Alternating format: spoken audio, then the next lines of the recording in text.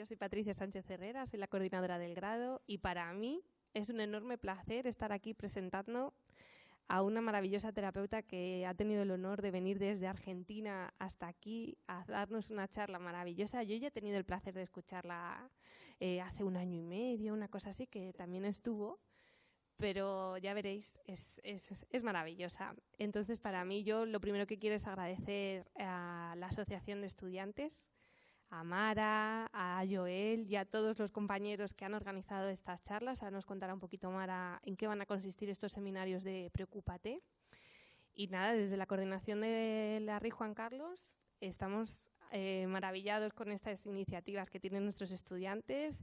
Doy fe que somos la única asociación de estudiantes que hace estas cosas en la universidad y en muchas otras universidades públicas de España. Y eso es de agradecer. Así que, sin más, voy a presentar a Silvina. Silvina es una licenciada en terapia ocupacional, es especialista en docencia universitaria, magíster en educación de servicios de salud y además ha formado en psico-oncología y en cuidados paliativos. Ha traído sus libros, que los podéis ver ahí, que los podéis comprar cuando acabe la charla si os interesa, ¿vale? Ella ya os dirá cómo, haciendo un bizum, etcétera, ¿vale? Al final vais a caer, ya verás, porque es que es una maravilla. Yo los tengo y es un placer siempre leerlos y verlos. Ella nos viene a contar un poquito sobre todo cómo fue su carrera profesional, cómo también se entrelazó su carrera profesional con su vida personal, que es ahí lo importante, ¿verdad, Silvina? Y bueno, y os va a contar un poco pues cómo todo se introduce, en qué consiste, pues de dónde viene la terapia ocupacional y qué sentido tiene para pacientes oncológicos y otro tipo de pacientes. Hablará un poquito de las actividades de la vida diaria y bueno, nos dará un repaso que os va a venir muy bien para vuestra formación, ya veréis. ¿Vale? Así que ahora le voy a dar la palabra a Mara que nos diga un poco cómo ha surgido esta iniciativa y luego ya enseguida habla Silvina. Genial.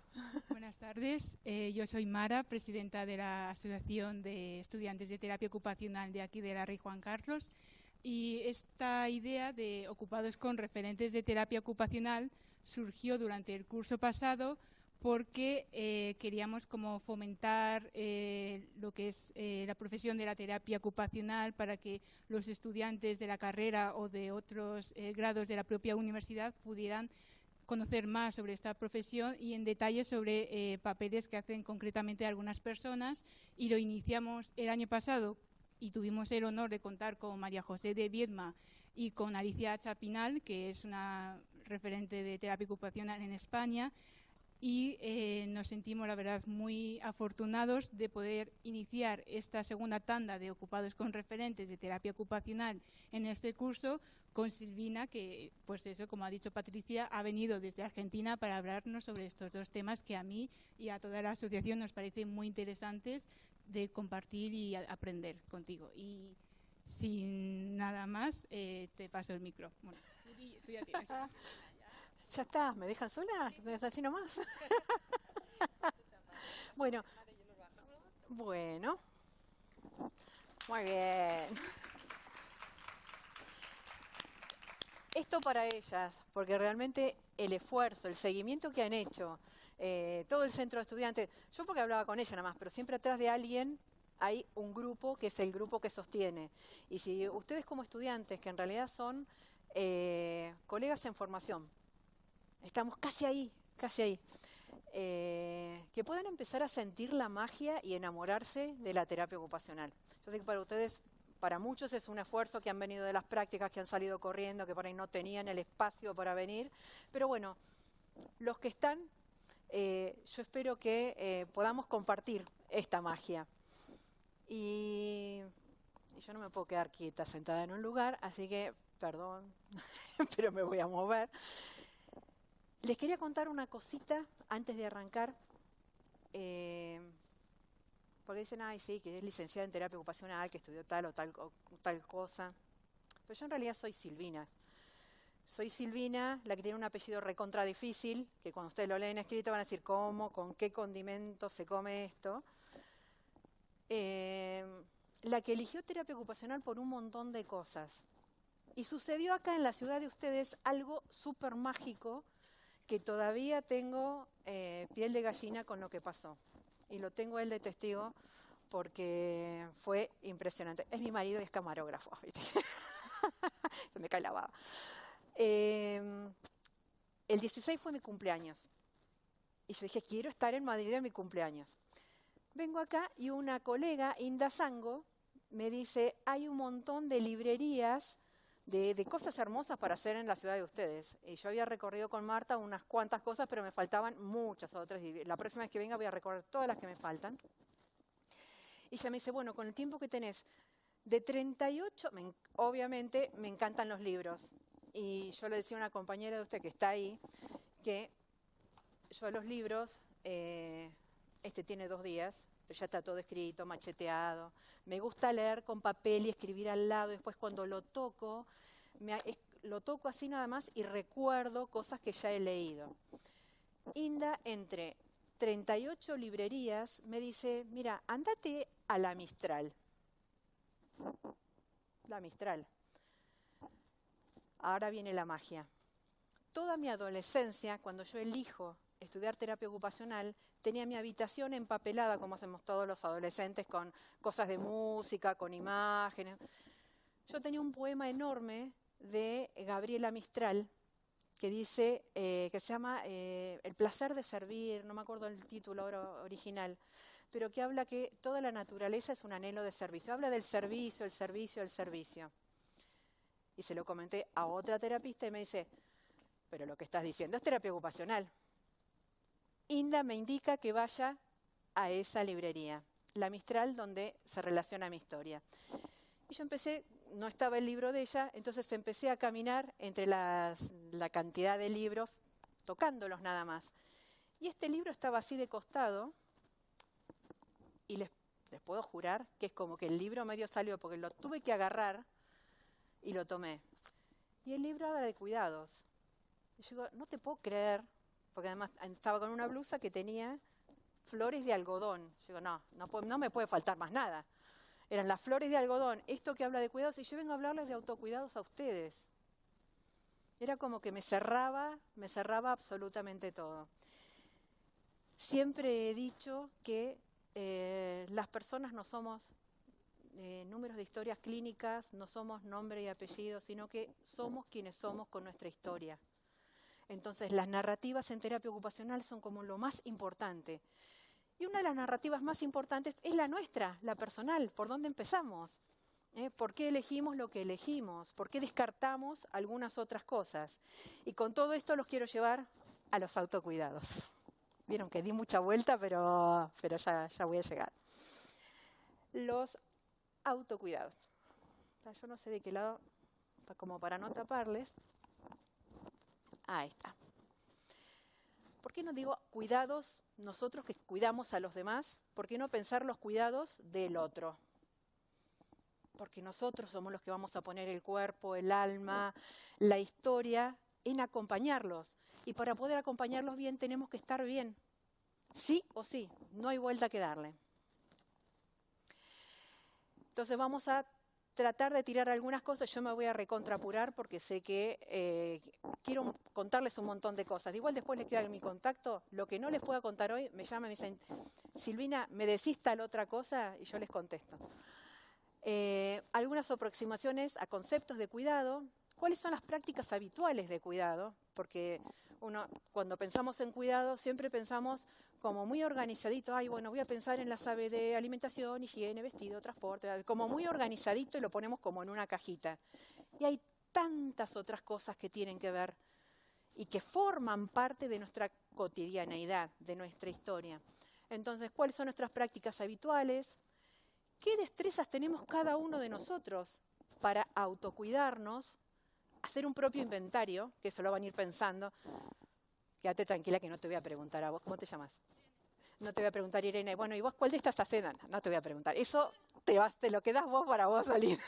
Porque si no, la mando al frente. Y siempre poner algunos tips o recomendaciones. ¿Por qué lado podríamos llegar a pensar?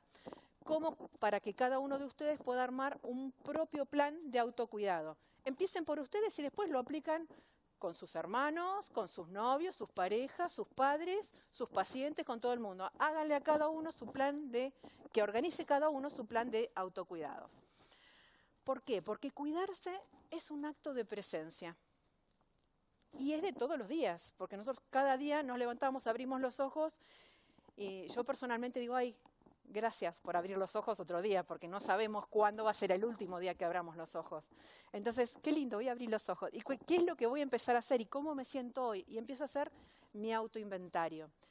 Cuidar en todos sus tiempos y en todas sus formas es un gesto que revoluciona nuestro diario vivir. Y ese libro que les decía que me saltó en la biblioteca, me dice...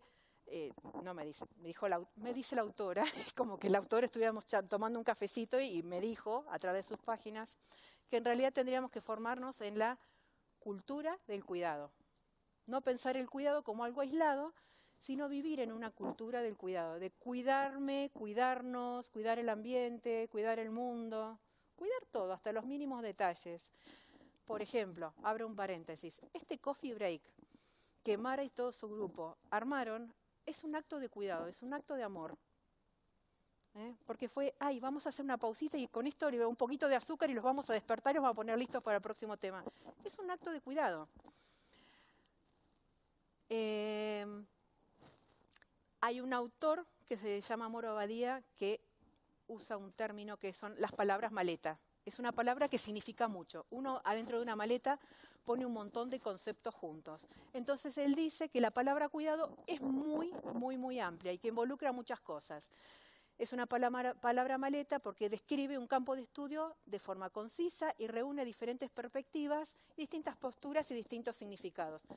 Es diferente si dice la palabra cuidado un ingeniero, si lo dice un médico, si lo dice un terapeuta ocupacional, si lo dice un maestro. Cada cual le va a dar su impronta diferente. Entonces es una palabra maleta. Cuidar es una actividad humana que se define como una relación y un proceso. Una relación conmigo misma, una relación con el otro. Y el intermedio es en el momento que está siendo. Me estoy cuidando o estoy cuidando al otro. La aplicación del cuidado se localiza en las 3 dimensiones. En informarse con respecto al cuidado, en las actitudes que tomemos con respecto al cuidado y en las representaciones que tengamos del cuidado. Hay personas que, por ejemplo, cruzar la calle por un lugar que no es la senda peatonal, no lo tienen incorporado como algo de cuidado. Eso lo estamos viendo, ustedes acá respetan mucho al peatón. En Argentina, si vos ponés el pie hacia abajo de la calle, te pasan por arriba. Bueno, ustedes son muy jóvenes, pero ¿recuerdan un dibujito animado que era la Pantera Rosa? Bueno, la Pantera Rosa quería cruzar la calle, bajaba la pata así y le pasaban los autos por encima. En Argentina te pasa lo mismo, porque no hay cuidado por el peatón. Y el cuidado lo toman simplemente cuando hay una multa. Y no nos tendrían que multar para que hagamos las cosas bien. Tendríamos que elegir. Por eso el cuidado es una cuestión de actitud. Y es a su vez multicausal y multidimensional. Y me voy a tratar de apurar. El cuidado es una obra artesanal que se construye todos los días. A lo mejor para mí, cuidado hoy es una cosa y como mañana tengo experiencias, los conocí a ustedes, tuve una enfermedad, me quedé sin plata, todas las cosas que nos pueden pasar, ya mi experiencia es diferente. Entonces, se construye día a día y yo voy rearmando los conceptos. No hay recetas. Lo que sí podemos, no hay una receta. Bueno, usted puede cuidarse de la siguiente manera. Yo le dije, les voy a dar tips, pero no hay recetas. Lo que sí podemos pensar es qué cosas tener en cuenta para armar una forma de cuidado. Uno es la responsabilidad, que eso pasa por cada uno de nosotros. Cada uno de nosotros es responsable primero de uno mismo. Tratar de sostener la salud, de reconocer y registrar las propias prácticas y por qué hacemos lo que hacemos. No sé si ustedes se pusieron a pensar alguna vez por qué cada vez que van al baño después pasan y se lavan las manos, se enjuagan y se secan. A ver, ¿por qué lo hacen? ¿Vos por qué te lavas? ¿Por qué te enjuagas las manos después de ir al baño? Alguien que me diga por qué se enjuaga las manos, chicos. Por higiene, sí, porque decís, bueno, me van a caer unos cuantos gérmenes. Pero ¿cómo sabes que había gérmenes? ¿Vos los viste, los gérmenes? ¿Tuviste contacto con un germen? Y te diga, ay, mira, yo te voy a contagiar tal cosa. No, no lo viste. Vos imaginás que hay gérmenes. ¿Y quién te dijo la primera vez que te lavaras las manos después de ir al baño? Tu mamá, por supuesto. Las madres estamos ahí, somos las primeras que estamos. Cuando vas al baño, lavate las manos, apretá el botón, secate las manos. O sea, son las cosas que vamos aprendiendo y que se incorporan como hábitos y las aceptamos. Pero yo nunca vi un germen en vivo y en directo. Sí puedo ver las consecuencias. A lo mejor, uno de mis hijos, de golpe empieza, ay, mamá, me duele la panza. ¿Pero qué te pasa? Ay, no sé. Me duele ahora la panza y tengo diarrea. ¿Qué pasó? Y no se lavaba las manos. Una pequeña Escherichia coli se contagió, no se había lavado las manos, después fue, comió algo y ya está. Y era tan simple y no se veía. A veces, casi me muero del espanto, ahora los voy a horrorizar a ustedes, pero casi me muero del espanto cuando descubrí que uno de los lugares más sucios del avión, yo dije, es el baño. Viajen 10 horas en un avión, el baño es un desastre. Es preferible que se queden así en vez de ir al baño. El peor lugar es la bandejita que uno... Mira, la bandeja de los aviones y de los trenes tiene una cantidad de bacterias asquerosa, que menos mal que no la ven. Ya los veo a todos sacando pañuelitos ahora cada vez que bajan la bandejita. Bueno, algo nos ha enseñado la pandemia. Con la pandemia nos cuidamos, nos pusimos barbijos, siempre estábamos con el alcohol en gel, hicimos un montón de cosas y ya muchas de esas cosas nos olvidamos. Y tiene que ver con el cuidado. Entonces, hay que darnos cuenta por qué hacemos lo que hacemos. Y obviamente tomar decisiones al respecto. Poner el autoconocimiento y el autocuidado en el centro, en el foco, en lo que estamos viendo. Porque de mi cuidado depende el cuidado de la comunidad a la que pertenezco. Esto lo dijo mi amiga Inda. De mi cuidado depende el cuidado de la comunidad a que pertenezco. En este caso depende el cuidado de la comunidad de los TEO. Ustedes tienen que estar bien para que todos los TEO estemos bien y cuando estemos todos bien podamos cuidar de mejor manera a los otros. Yo estoy trabajando con un grupo de familiares en Mar del Plata, en Argentina, un grupo de familiares que tienen alguien en su familia con cáncer. Y son cuidadores primarios. Pero resulta que el cuidador primario no se cuida porque está en función del otro. Entonces, ¿y vos cuánto descansás cuando...? Ah, no, yo no descanso porque tengo que cuidarlo a él. Y con nosotros pasa lo mismo, porque estamos en función del servicio del otro. Y muchas veces van a decir, no, ¿cómo?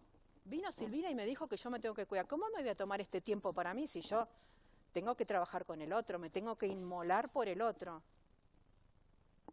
No. No, tienen que cuidarse ustedes primero para de esa manera tener calidad en el cuidado que van a brindar. Así que estoy totalmente de acuerdo con lo que dice Inda. Acá me vuelvo al avión. Hay que aprender primero a verse, después ver a los otros y por último ayudarles a verse. Piensen en función de sus pacientes. Primero me miro a mí mismo como profesional, después veo a los otros y después ayudo al otro a verse.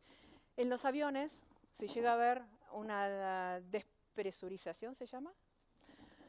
Caen las mascarillas, ojalá nunca nos pase y nunca tengamos que poner mascarillas ni a nosotros ni a nadie. Pero en el caso de viajar con niños, primero tenés que ponerte la mascarilla vos y después ponérsela al acompañante. Y uno diría, qué maldad, ¿cómo vas a hacer eso? ¿Cómo te vas a poner primero el oxígeno vos y después se lo vas a poner al otro? El otro necesita oxígeno. No. Tenés que hacerlo vos primero para después poder cuidar al otro. Y es un ejemplo muy concreto y que se lleva a todas las esferas de la vida, a todas las esferas del cuidado. Como profesional de la salud, nosotros ejercemos un rol educando y acompañando a las personas en el cuidado del propio cuerpo y mucho más en el cuidado del ser. Se trata de una constante búsqueda de equilibrio para sostener la salud. Bueno, macana, porque el equilibrio no lo conseguimos nunca. Cuando no nos duele nada, no estamos enfermos, resulta que estamos tristes. Y cuando no estamos tristes y no nos duele nada, resulta que nos falta plata. Y cuando tenemos todo, tenemos plata, no nos duele nada, estamos contentos, resulta que nos toca el timbre un vecino y que el vecino tiene un problema, y dice, ay, este me amargó el día. Entonces, nunca estamos en ese famoso equilibrio o homeostasis, que había una definición muy antigua de salud de la Organización Mundial de la Salud que decía que es el estado de equilibrio biopsicosocial. Por suerte después le agregaron lo espiritual, pero nunca estamos en equilibrio. Una colega me dijo una vez, vos fíjate que las líneas rectas no existen, en la naturaleza no existen, y en nuestro propio cuerpo tampoco. ¿Cómo es un electrocardiograma? ¿Qué pasa? Esto es una línea recta, nones. Entonces, ¿hay equilibrio? No. Cuando se equilibra una cosa, se desequilibra otra. Y está bienvenido el caos, ¿eh? Siempre estamos en cambio. Entonces, promover el propio cuidado, prevenir la enfermedad, si podemos. Lávense las manos, chicos, cuando vayan al baño. Eso se puede. Sostener la salud física, emocional, social y espiritual. No es solamente pensar en lo que como, si me hidrato, si descanso, cómo conservo mi energía. Es mucho más el ser consciente de la propia salud. Es pensar, por ejemplo, en nuestros vínculos. ¿Cuidamos nuestros vínculos? A veces decimos, ay, no, es mi abuela es una pesadilla. Y me llamó otra vez, entonces yo agarré y tac, la desconecté. Resulta que la abuela a los 2 días se murió. Y yo estoy re trágica hoy, ¿no? Pero puede pasar. Y después no lo veo más. Ay, si yo le hubiera contestado a la abuela. Y bueno, no lo hiciste. Entonces, cuidemos nuestros vínculos. Prestemos atención cuáles son nuestras creencias, qué es lo que nos impulsa a hacer lo que hacemos, a tomar estas elecciones. Porque yo fui y justo salió ese libro. Y bueno, porque me gustan los cuidados. Toqué un montón de otros y otros no salieron, salió ese. 2 palabritas que ustedes han escuchado hasta el cansancio. Sentido y propósito. ¿Lo escucharon alguna vez? Sentido y propósito. ¿Qué buscamos con nosotros con las ocupaciones? Acercar a las personas a que encuentren su sentido y que lo que estén haciendo lo hagan con un propósito. De nada me sirve que venga y se siente y haga algo con cerámica o que haga un movimiento. Eso no le sirve a nadie. Por ahí me sirve a mi bolsillo porque yo con eso cobré una sesión. Pero, ¿está bien eso? O sea, ¿eso me llena? ¿Me hace sentir bien? No. Entonces, pensar en sentido, en el propósito, en las metas, en cómo gestionar nuestras emociones. Esto de la gestión de las emociones está como medio architrillado. Ahora todo el mundo dice, ay, con gestión de emociones, gestión de emociones. Son las famosas habilidades blandas que nadie nos enseña. Porque pasamos por toda la academia, y no me refiero al grado, sino en el posgrado lo mismo, y aprendemos un montón de técnicas, pero no aprendemos a mirar al que está al lado, no aprendemos a escuchar, no aprendemos a debatir, no aprendemos a respetar al otro, y eso son habilidades blandas. Y si nosotros queremos trabajar en equipo, necesitamos manejarnos desde ese lado. Entonces, ninguna técnica sirve si no nos dejamos llevar por todo esto. También pensar en el movimiento, en los tiempos de descanso, en la alimentación, en la hidratación. Esta parte me la resaltaría. Mi hija menor es nutricionista y siempre me dice, mamá, hidrátate. Me pone el dedo así, hidrátate. Por eso me serví un traguito de agua antes de empezar. Hidrátate. Mamá, ¿tomaste suficiente agua hoy? Ay, me olvidé. Bueno, hidrátate. Es importante que estemos hidratados, se los dije. Y actividades en general. ¿Por qué? Porque somos multidimensionales, no es que nos importe solamente el cuerpo. El cuerpo, lo biológico, es lo que nos pide agua, nos pide comida, nos pide movimiento, nos pide descanso. Pero desde lo psicológico, los vínculos, cómo estamos, cómo nos sentimos, cómo experimentamos lo que estamos experimentando. Desde lo social, soy un excelente terapeuta ocupacional o soy un excelente estudiante, me saco todos 9 y todos 10, pero resulta que voy a mi casa, me encierro y estudio. No tengo amigos, no salgo, no voy nunca a bailar, nunca.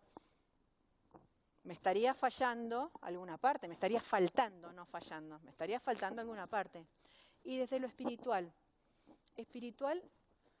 no relacionarlo, les pido por favor, que no relacionen espiritualidad con religión únicamente. La religión es una partecita así chiquitita de todo lo demás que es la espiritualidad.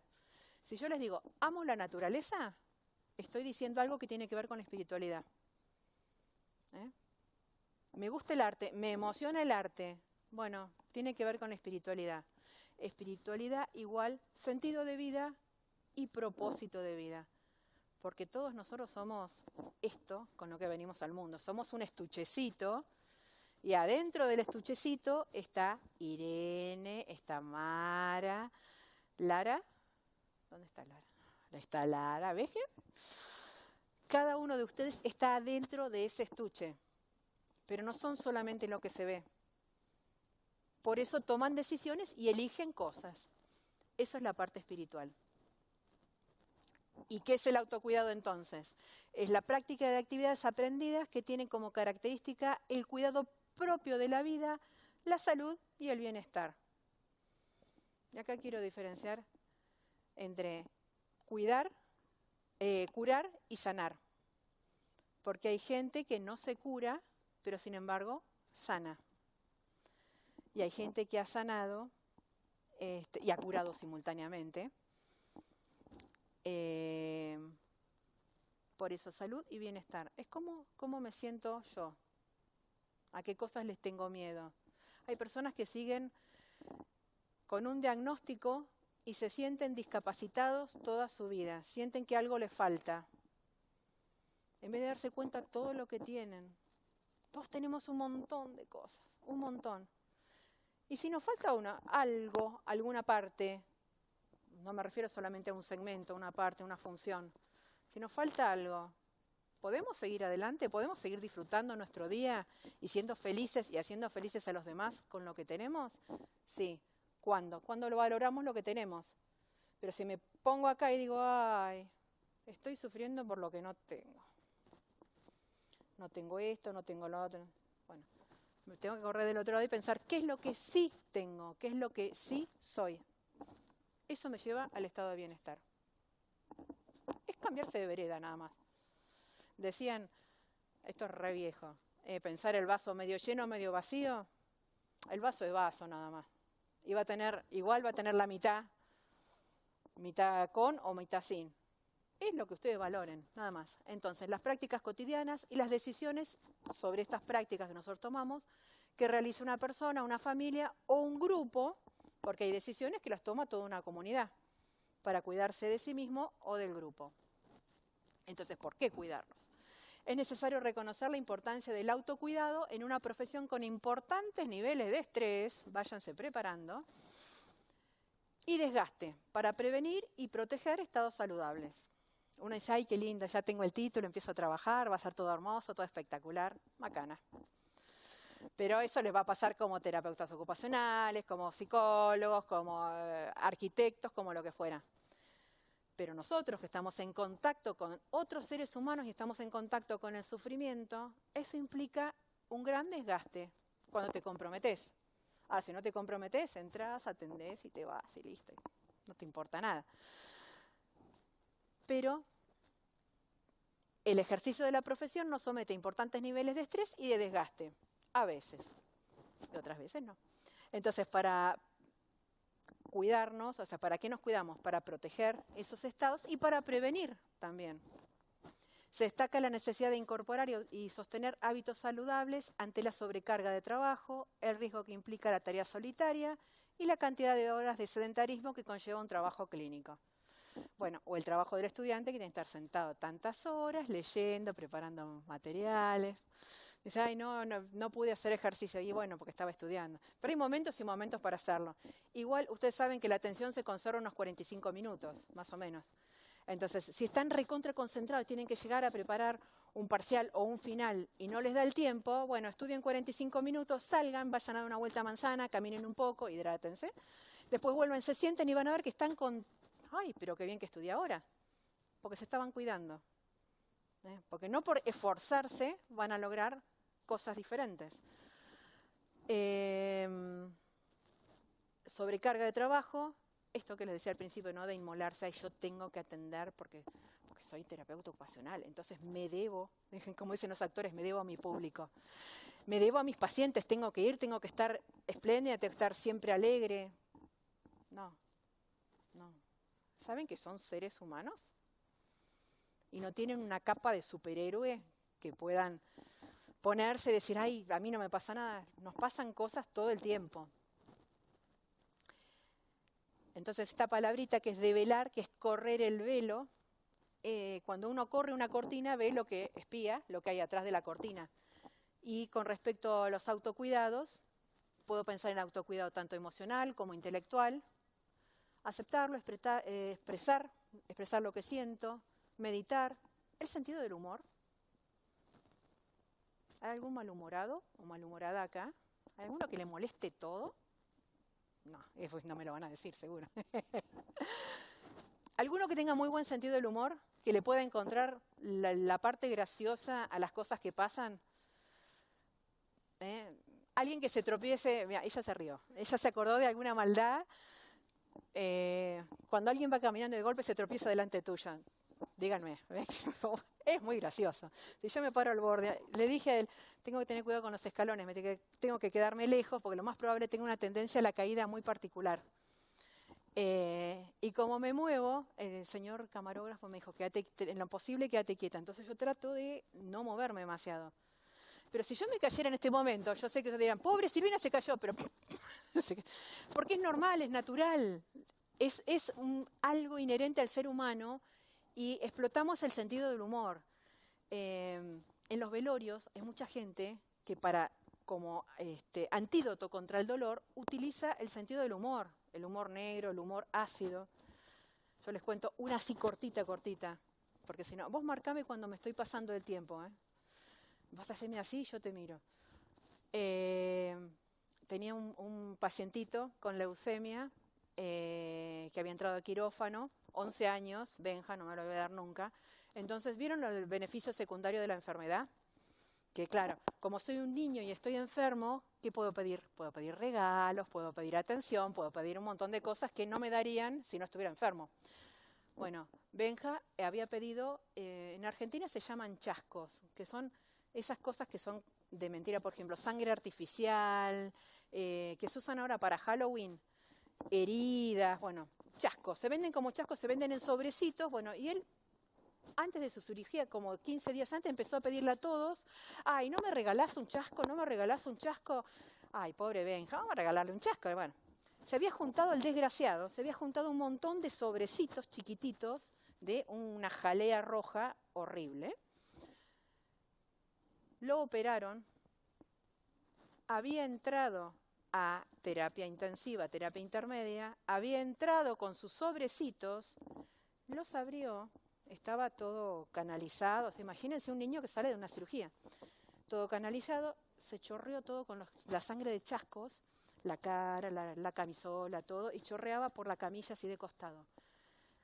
La pobre enfermera cuando entró y lo vio a Benja todo chorreando sangre, todavía se lo acuerdan. Esto pasó hace como 15 años, pero en el Hospital Materno Infantil de Mar del Plata todavía se acuerdan del maldito Benjamín.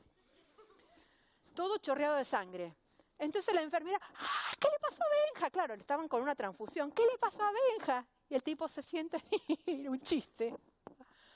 O sea, pibe, te acaban de operar y o sea, bueno, ese es el sentido del humor. A veces es irónico, a veces es humor negro, a veces es humor del tranquilo. Pero el sentido del humor tiene mucho que ver con el autocuidado. Y cada vez que me acuerdo me causa gracia. Porque encima entramos todos, porque los médicos dijeron, ¿quiénes fueron los que le compraron los chascos? Yo había sido una de las que le había comprado el chasco. Igual después nos prometió que no lo iba a hacer nunca más. Mentira. Pero bueno, hagamos de cuenta que le vamos a creer. Esto todo el mundo lo sabe. ¿Qué autocuidado desde lo físico? Descansar, dormir, tenemos que dormir. A veces duermen cuando duermen y cuando ya no da más, cuando están reventados. Lamento comunicarles que tienen que dormir sí o sí entre 6 y 8 horas. Mínimo. Si alguno duerme más, bueno, hay gente que duerme más. Pero mínimo entre 6 y 8 horas. Yo sé que cuando están estudiando, 3 horas, 2... ¿Viste cómo te conozco? Tu rendimiento no funciona, con 3 horas no funciona. Vos sabés que cuando dormís reparás un montón de funciones que si no estás dormido no se reparan. O sea, no pones en marcha nuevamente el circuito. O sea, anda a dormir, anda a dormir. Otra anécdota. Una vez mi hija más chica tengo muchas anécdotas de ella porque es muy graciosa. No llegaba a preparar un final y dice, yo dejo la carrera. Le digo, bueno, está bien, anda, date una ducha y acostate. Yo ni voy a ir mañana a rendir el final. No vayas. Date una ducha y anda a dormir. Me miró como diciendo, mamá, estoy abandonando la carrera. Se fue, se dio una ducha y se fue a dormir. A las 5 de la mañana la levanté, dale María Sol, anda a rendir. Pero ya había dormido, estaba descansada y se sacó un 9.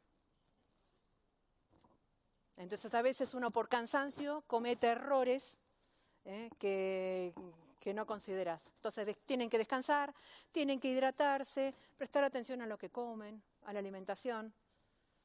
A veces estamos comiendo alimentos que no nos generan energía y comemos porquería. Habla la que viene recién de McDonald's, pero bueno. Perdón. Hidratación y movimiento.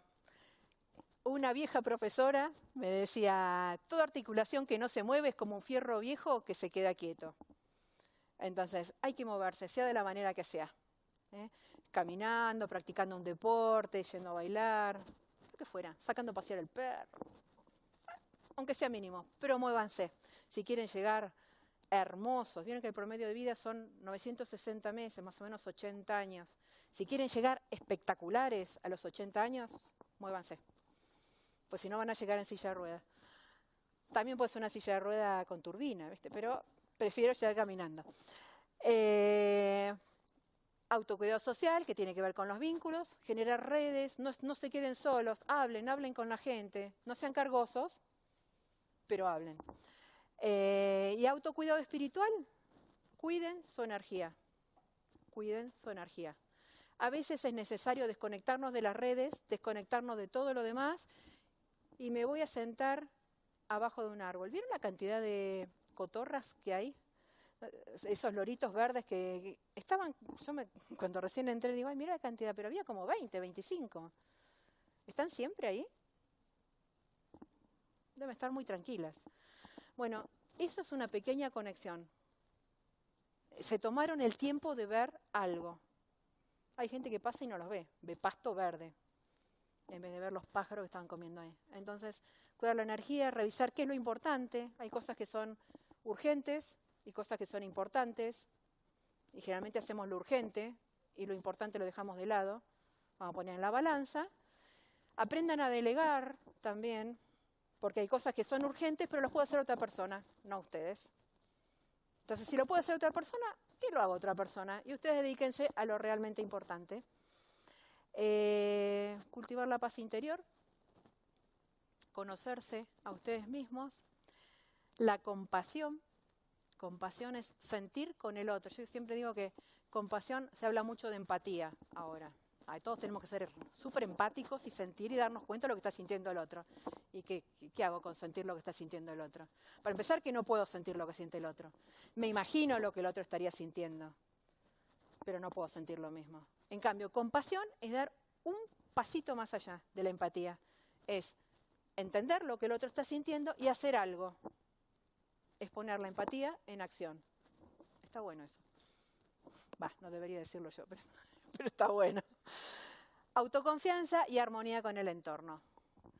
No sé si cómo vamos con el tiempo. ¿Estamos? La miércoles voy a verlo.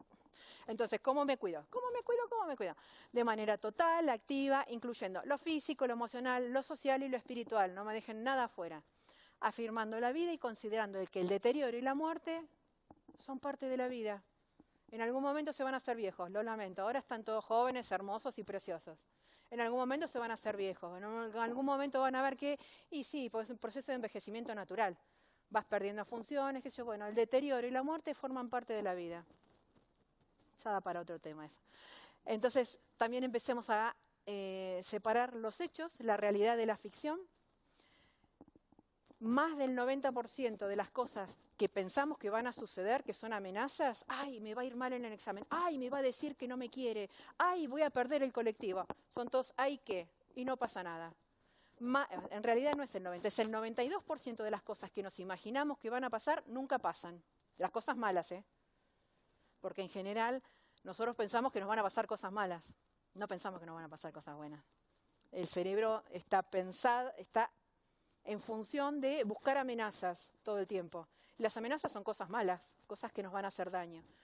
92% de esas cosas malas no pasan, así que quédense tranquilos. Bueno, les recomiendo este autor, Stanislav Bachrach, que es un biólogo que hace neurociencia. Un ejercicio muy simple para que lo hagan en sus casas. Pongan todas las cosas que les preocupan. 20, 30 cosas que les preocupan ahora, pero así, ahora cuando salen de acá lo escriben, me preocupa esto, 20 o 30 ponen. Y después con un fibrón resalten cuáles son las cosas reales que pueden estar pasando. Les aseguro como 3 o 4, no más de eso. El hecho de cuidar no está exento de repercusiones en la salud para el que cuida. Y una de las cuestiones a tener en cuenta en el autocuidado es poder tener claro cuál es nuestro propósito de vida. ¿Para qué hacemos lo que hacemos? No es que voy a ser terapeuta ocupacional porque es una profesión que es súper bien valorada o súper bien rentada. No, lo hago porque quiero, porque lo elegí, porque es mi forma de ser en el mundo. Y también darnos permiso, no ser tan estrictos con nosotros mismos, y darse permiso para practicar un deporte, para hacer ejercicio, para descansar. ¿Dónde está la que no descansa? Ahí, ¿dónde estabas? Ahí está, ahí te vi con el dedito, la que no descansa. Date permiso para descansar. En todo caso, decir, Silvina me dijo que tengo que dormir, no me despiertan. Y prestar atención a los signos de estrés. Cuando están apareciendo los signos de estrés, decir, bueno, pucha, algo está pasando. Autopermiso, sin culpa. No podemos resolverlo todo, ¿no? Si no, pregúntele a Mara, que estuvo en 25 lugares simultáneamente. Por eso está muy bueno trabajar en equipo. Dejar colgada la capa de superhéroe en la puerta de entrada, no pueden hacer todo. Y reconocer la propia vulnerabilidad. Somos seres finitos y somos vulnerables. Y en general no nos gusta reconocer que nos pasan cosas, que tenemos miedo, que todo eso. Que somos vulnerables, frágiles y vulnerables. Y por más que tengamos un título de licenciado y 4 o 5 títulos más encima, seguimos siendo igual de frágiles, igual de vulnerables. Y reconocerlo es toda una fortaleza. Los seres humanos nos encontramos en un constante desequilibrio. Bueno, esto ya se los dije, pues si no me van a asesinar. Muchas veces lo que hacemos es tratar de decir, ay no, descanso después, tengo que seguir. Entonces es como que hubiera la película Aladdin, ¿vieron que tiene el genio que está dentro de la botella, adentro de la lámpara? Bueno, a veces a nuestro propio instinto de vida lo domamos y bueno, no, voy a descansar después, voy a moverme después, voy a hacer tal cosa, voy a ir a contemplar la naturaleza después porque ahora tengo que hacer tal cosa. Entonces domesticamos o atrapamos a las cosas que deberíamos hacer para cuidarnos. Posponemos, dejamos de lado, negamos o hasta a veces minimizamos. Ay, no necesito descansar tanto, si yo estoy recontra bien. Bueno, energía vital, porque si no, no voy a llegar. La energía vital es lo que nos hace ser quienes somos. Se renueva, pero también se agota. Y se agota. Y no hay que llegar a que se agote. Ustedes el celular lo conectan antes de que se le agote. ¿O no? Pues si se les agota la batería, quedan incomunicados. Pero ¿cuántas veces se dedican a descansar un poco porque están al borde del agotamiento? No, ustedes siguen ahí, puedo un poquito más. Entonces no lleguen a agotarse, frenen un poco antes. Si el cargador tiene 4 barritas, frenen en la 2, aunque sea, o en la 3, vamos a hacer más. Espacios de autocuidado, de descanso, espacios de disfrute, cosas que les gusten hacer, que les dé placer hacer. A mí me encanta leer y escribir libros y charlar con gente. Perdón, me gusta charlar. Y encontrar cuál es su propósito. Es una frase de Viktor Frankl que siempre me pongo. Quien tiene un para qué, siempre encuentra un cómo. Quien tiene un para qué, no un por qué, sino quien tiene un para qué, siempre encuentra un cómo hacerlo. Bueno, el principio de conservación de energía, ya se me acabó el tiempo, ¿no? ¿Viste? Usar adecuadamente la energía, racionarla, encontrar un equilibrio saludar y no desperdiciarla. Con esto no desperdiciarla en vínculos que no justifican. No se enojen de gusto, no pierdan tiempo enojándose. no sirve para nada, desperdicien energía. Mejor que se diviertan, que la pasen bien. Si a fulano de tal, no la van a poder cambiar, va a seguir pensando lo mismo. ¿Van a seguir gastando energía y esfuerzo en tratar de convencerlo de tal cosa?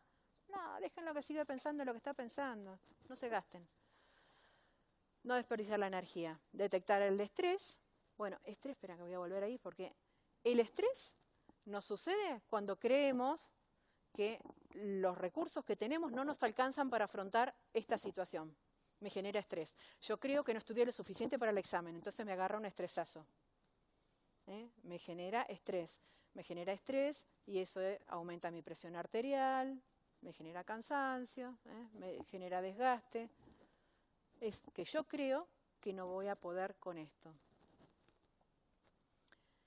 Entonces, organicemos qué es lo que tiene cada uno de ustedes. Algunos seguramente hacen actividad física, otros nada. Algunos duermen, otros no duermen nada. Algunos se hidratan, otros dicen, bueno, yo tomo, en Argentina se toma mate todo el tiempo. Entonces, yo tomo mate, entonces me hidrato con eso. Bueno, además hay que tomar agua, además de eso. Coca-Cola no cuenta. Puede ser un vaso, sí, pero no cuenta como, me estoy rehidratando, me tomé 2 litros de Coca-Cola, no va. Buscar apoyo. Pidan ayuda.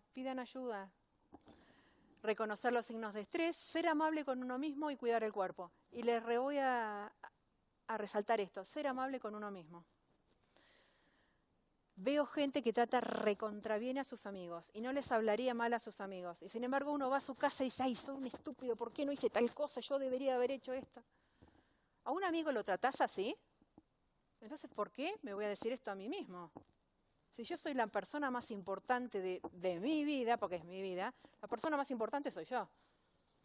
Entonces no me tengo que andar diciendo cosas feas. Ay, qué tarado. ¿Cómo se dicen acá? ¿Cómo se dice en España cuando hacen alguna cosa mal y dicen, ¿cómo? A ver. ¿Imbécil? Ay, pero qué imbécil que soy. ¿Pero cómo hice esto? ¿Hace una cosa así? Bueno, en Argentina dicen, soy un tarado. ¿Cómo soy un tarado? Yo no sé de dónde salió. Entonces uno mismo se escucha diciendo, soy un imbécil. Y te lo terminás creyendo. Si vos que sos una persona importante te decís a vos mismo que sos un imbécil, te lo decís un montón de veces y a la larga lo creí. ¿Por qué no lo vas a intentar? Porque soy un imbécil. Entonces, tratémonos amablemente. Algunas herramientas, atención plena, sentido del humor, no usar sangre ni chascos. Eso está acá. Establecer límites. A veces hay que aprender a decir que no. Muchas veces cuesta decir que no. Entonces se toman todo. Pero debería. Este famoso debería. Debería hacer esto, debería hacer lo otro. Sí, el debería, ¿sabes qué? Adiós. Digan algunas cosas, díganle que no. No ahora. Ahora no puedo. Pero no, escúchame. En este momento no te puedo escuchar. Te escucho después. Siempre con amabilidad. Establecer límites, socializar, compartir, pedir un famoso tiempo afuera. ¿Vieron los partidos de básquet que piden un tiempo afuera? Entonces viene el ¿cómo se llama? El que los organiza, el entrenador. No me faltaba la palabra. Viene el entrenador y hacen todos así un montoncito y coordinan el próximo paso a seguir. Bueno, ese es un tiempo afuera. Ustedes también pueden coordinar y hablar cosas que están sintiendo, hablarlos con otra persona. Sostener una rutina. Y se trata de vivir plenamente, no solamente de sobrevivir. Esto es como final, antes que se me acabe el tiempo. Consejo de persona que cumplió 61 hace 2 días. Yo me dedico a vivir cada segundo de la vida, cada segundo. Porque cada segundo que pasa no lo vamos a recuperar más. Ya, hoy es 18, pero mañana ya es 19 y el 18... No, ya está, no va a haber otro 18 de octubre del 2024, no hay más, ya lo gastamos. Entonces hay que vivirlo plenamente, súper plenamente, no sobrevivir. Y conozco gente que ha vivido 80 o 90 años. ¿Y qué hiciste en tu vida? Nada, y yo, no sé, ¿trabajé? Sí, pero ¿qué? Trabajé. Bueno, no solamente trabajen, vivan, diviértanse, enamórense, juéguense por el otro y sobre todo disfruten. Muchas gracias. Y ahí está el mail. Las cosas que me hayan quedado fuera de todo lo que les quería decir de autocuidado, que tenía un montón. Estaba hablando con él y tengo tantas cosas para decirles. Me preguntan, Silvina, ¿y tal cosa es cuidado? ¿O cómo harías tal cosa? Hagan autoinventarios, se los pido por favor. Autoinventarios de cuidado. Empiecen primero por lo que sí tienen.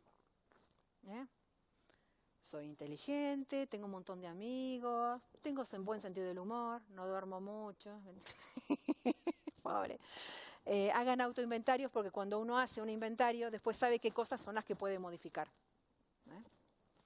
Bueno, ¿hasta que llegamos bien con el tiempo? Gracias. ¡Ay! Llegamos.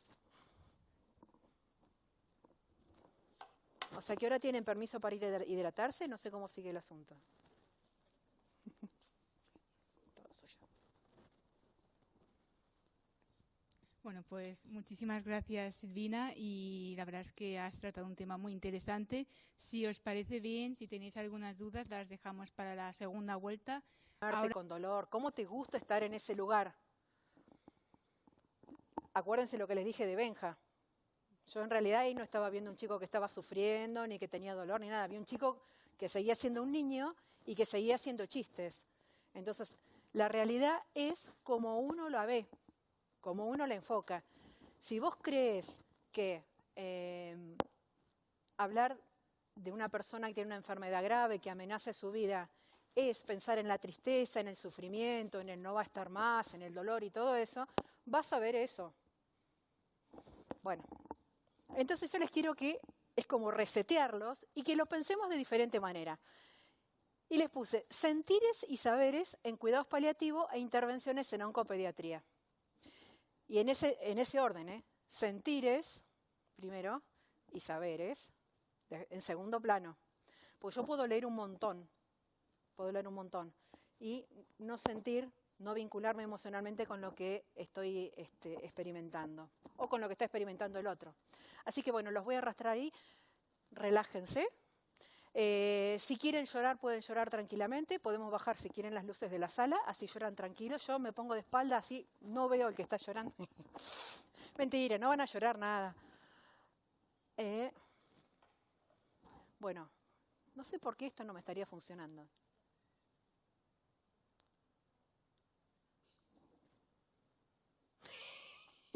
Tengo contacto visual con el señor.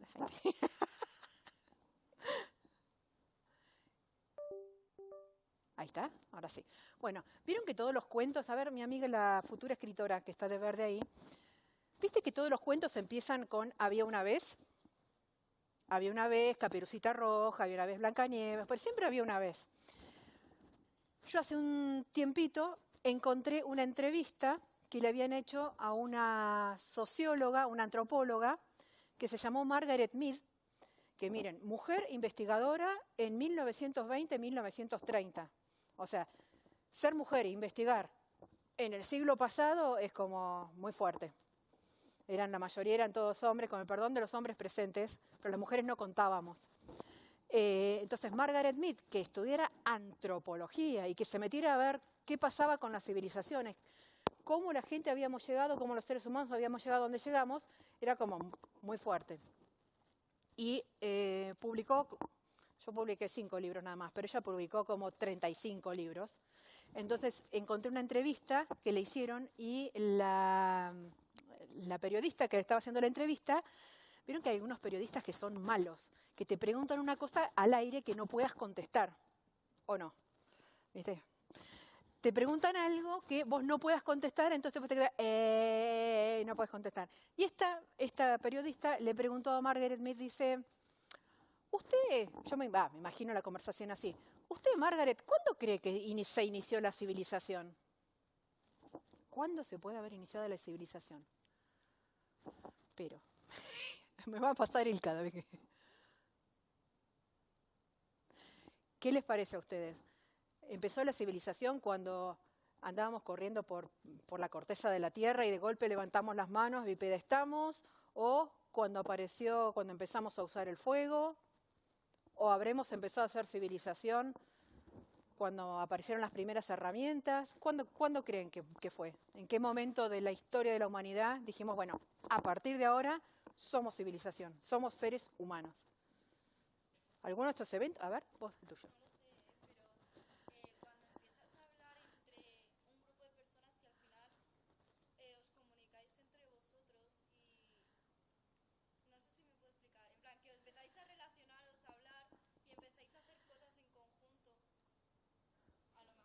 Pero vos sos antropóloga. No. Entonces, muy bien. Nunca me había pasado. Cada vez que digo esto, le erran. O sea, me dicen, no, cuando fue la herramienta, qué sé yo. Te re felicito. ¿Cómo te llamas? Es cierto que te voy a preguntar. Irene, te quiero. Exactamente, fue eso.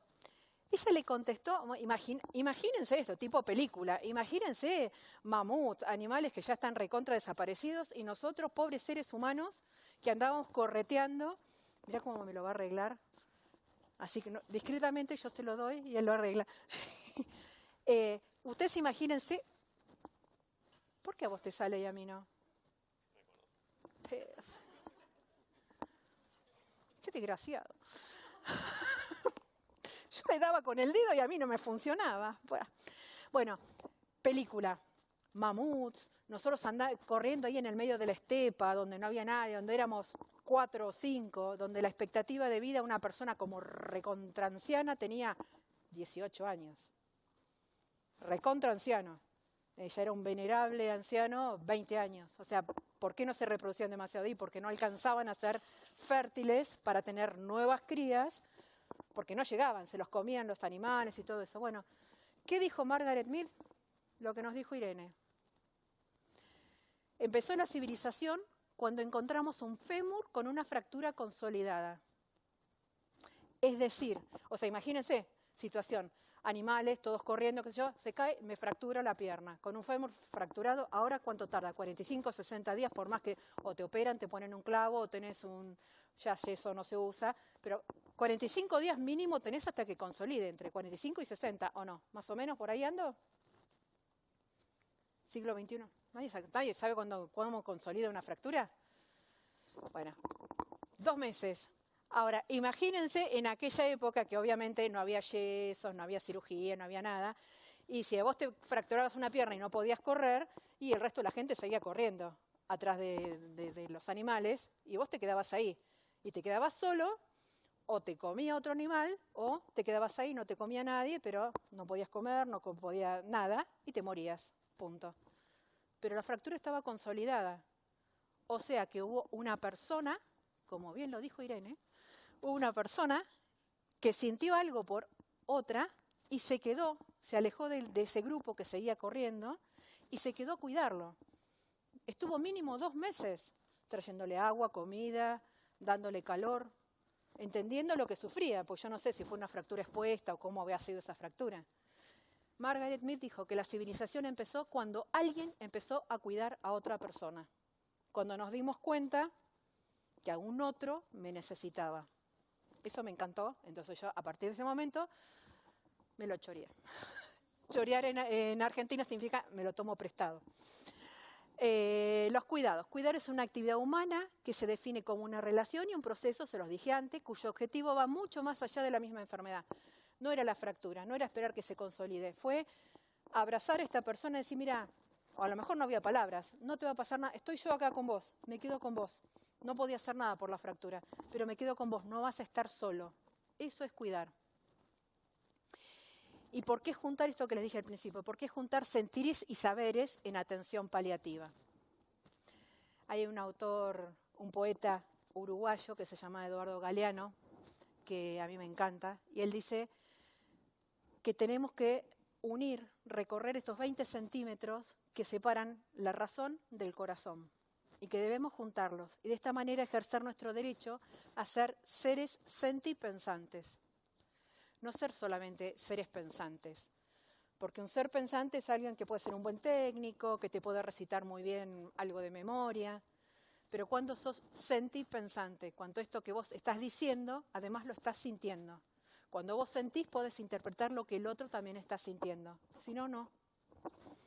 Entonces les propongo, en este ratito que vamos a tener acá, que prometo que voy a apurar, no sé, va a ser menos de 1 hora, pero que ustedes traten de sacarse un montón de preconceptos que tienen, como esto de cuidados paliativos es sinónimo de muerte, dolor, sufrimiento, bla, bla, bla.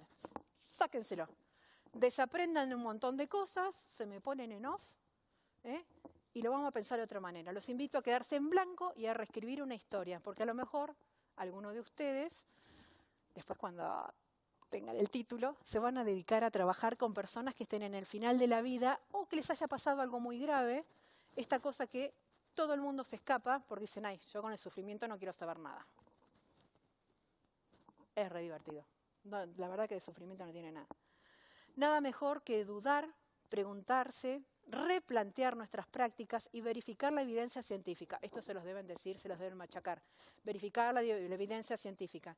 Por eso tenemos que escribir, tenemos que leer, tenemos que buscar fuentes, no cualquier fuente, sino ir y buscar evidencia científica. ¿Por qué hacemos lo que hacemos? No porque se me cruce, no porque se me ocurra. Buscar nuevas opciones y a veces también cambiar las preguntas. ¿Por qué siempre vamos a hacer lo mismo y de la misma manera? La terapia ocupacional no es la terapia ocupacional hoy, la misma que era hace 10 años ni hace 15 años. No se ríen, pero yo entré a la facultad en 1982. Hace mucho tiempo. En 1982 las cosas eran muy diferentes, recontra diferentes. Entonces, yo cambié las preguntas, sí, porque había cosas que no coincidían con lo que a mí me habían enseñado. Hubo cosas que dije, ay, ¿para qué me enseñaron esto? Es más, de oncología, palabra, que lo único que estudié eran 4 líneas que estaban en una materia, 4 líneas de oncología. ¿Y cómo lo aprendí? Con la dura experiencia. Cuando uno de mis hijos tuvo cáncer y yo dije, ah, esto era el cáncer. Y había ido a la facultad y tenía un título. Y supuestamente había aprobado, creo que con 8 o con 9.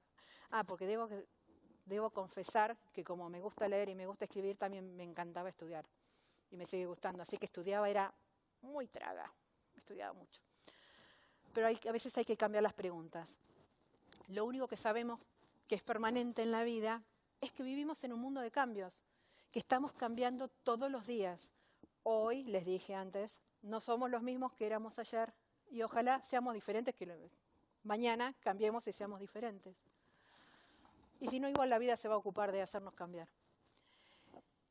¿Y qué es convivir en los límites? Yo por eso los libros les puse, cuando empecé a escribir, me preguntaban, ¿y qué es para vos trabajar en cuidados paliativos? Y yo digo, y es como trabajar en la cornisa de la vida. ¿Vieron la cornisa? Es este borde al cual no me voy a acercar mucho para no caerme y que ustedes no se rían. La cornisa es ese bordecito despacito, finito, finito que hay en una montaña, en un desfiladero. Entonces es caminar. Si te caes de este lado, estás muerto. Si estás de este lado, estás vivo. Entonces la cornisa es este camino ondulado, diferente,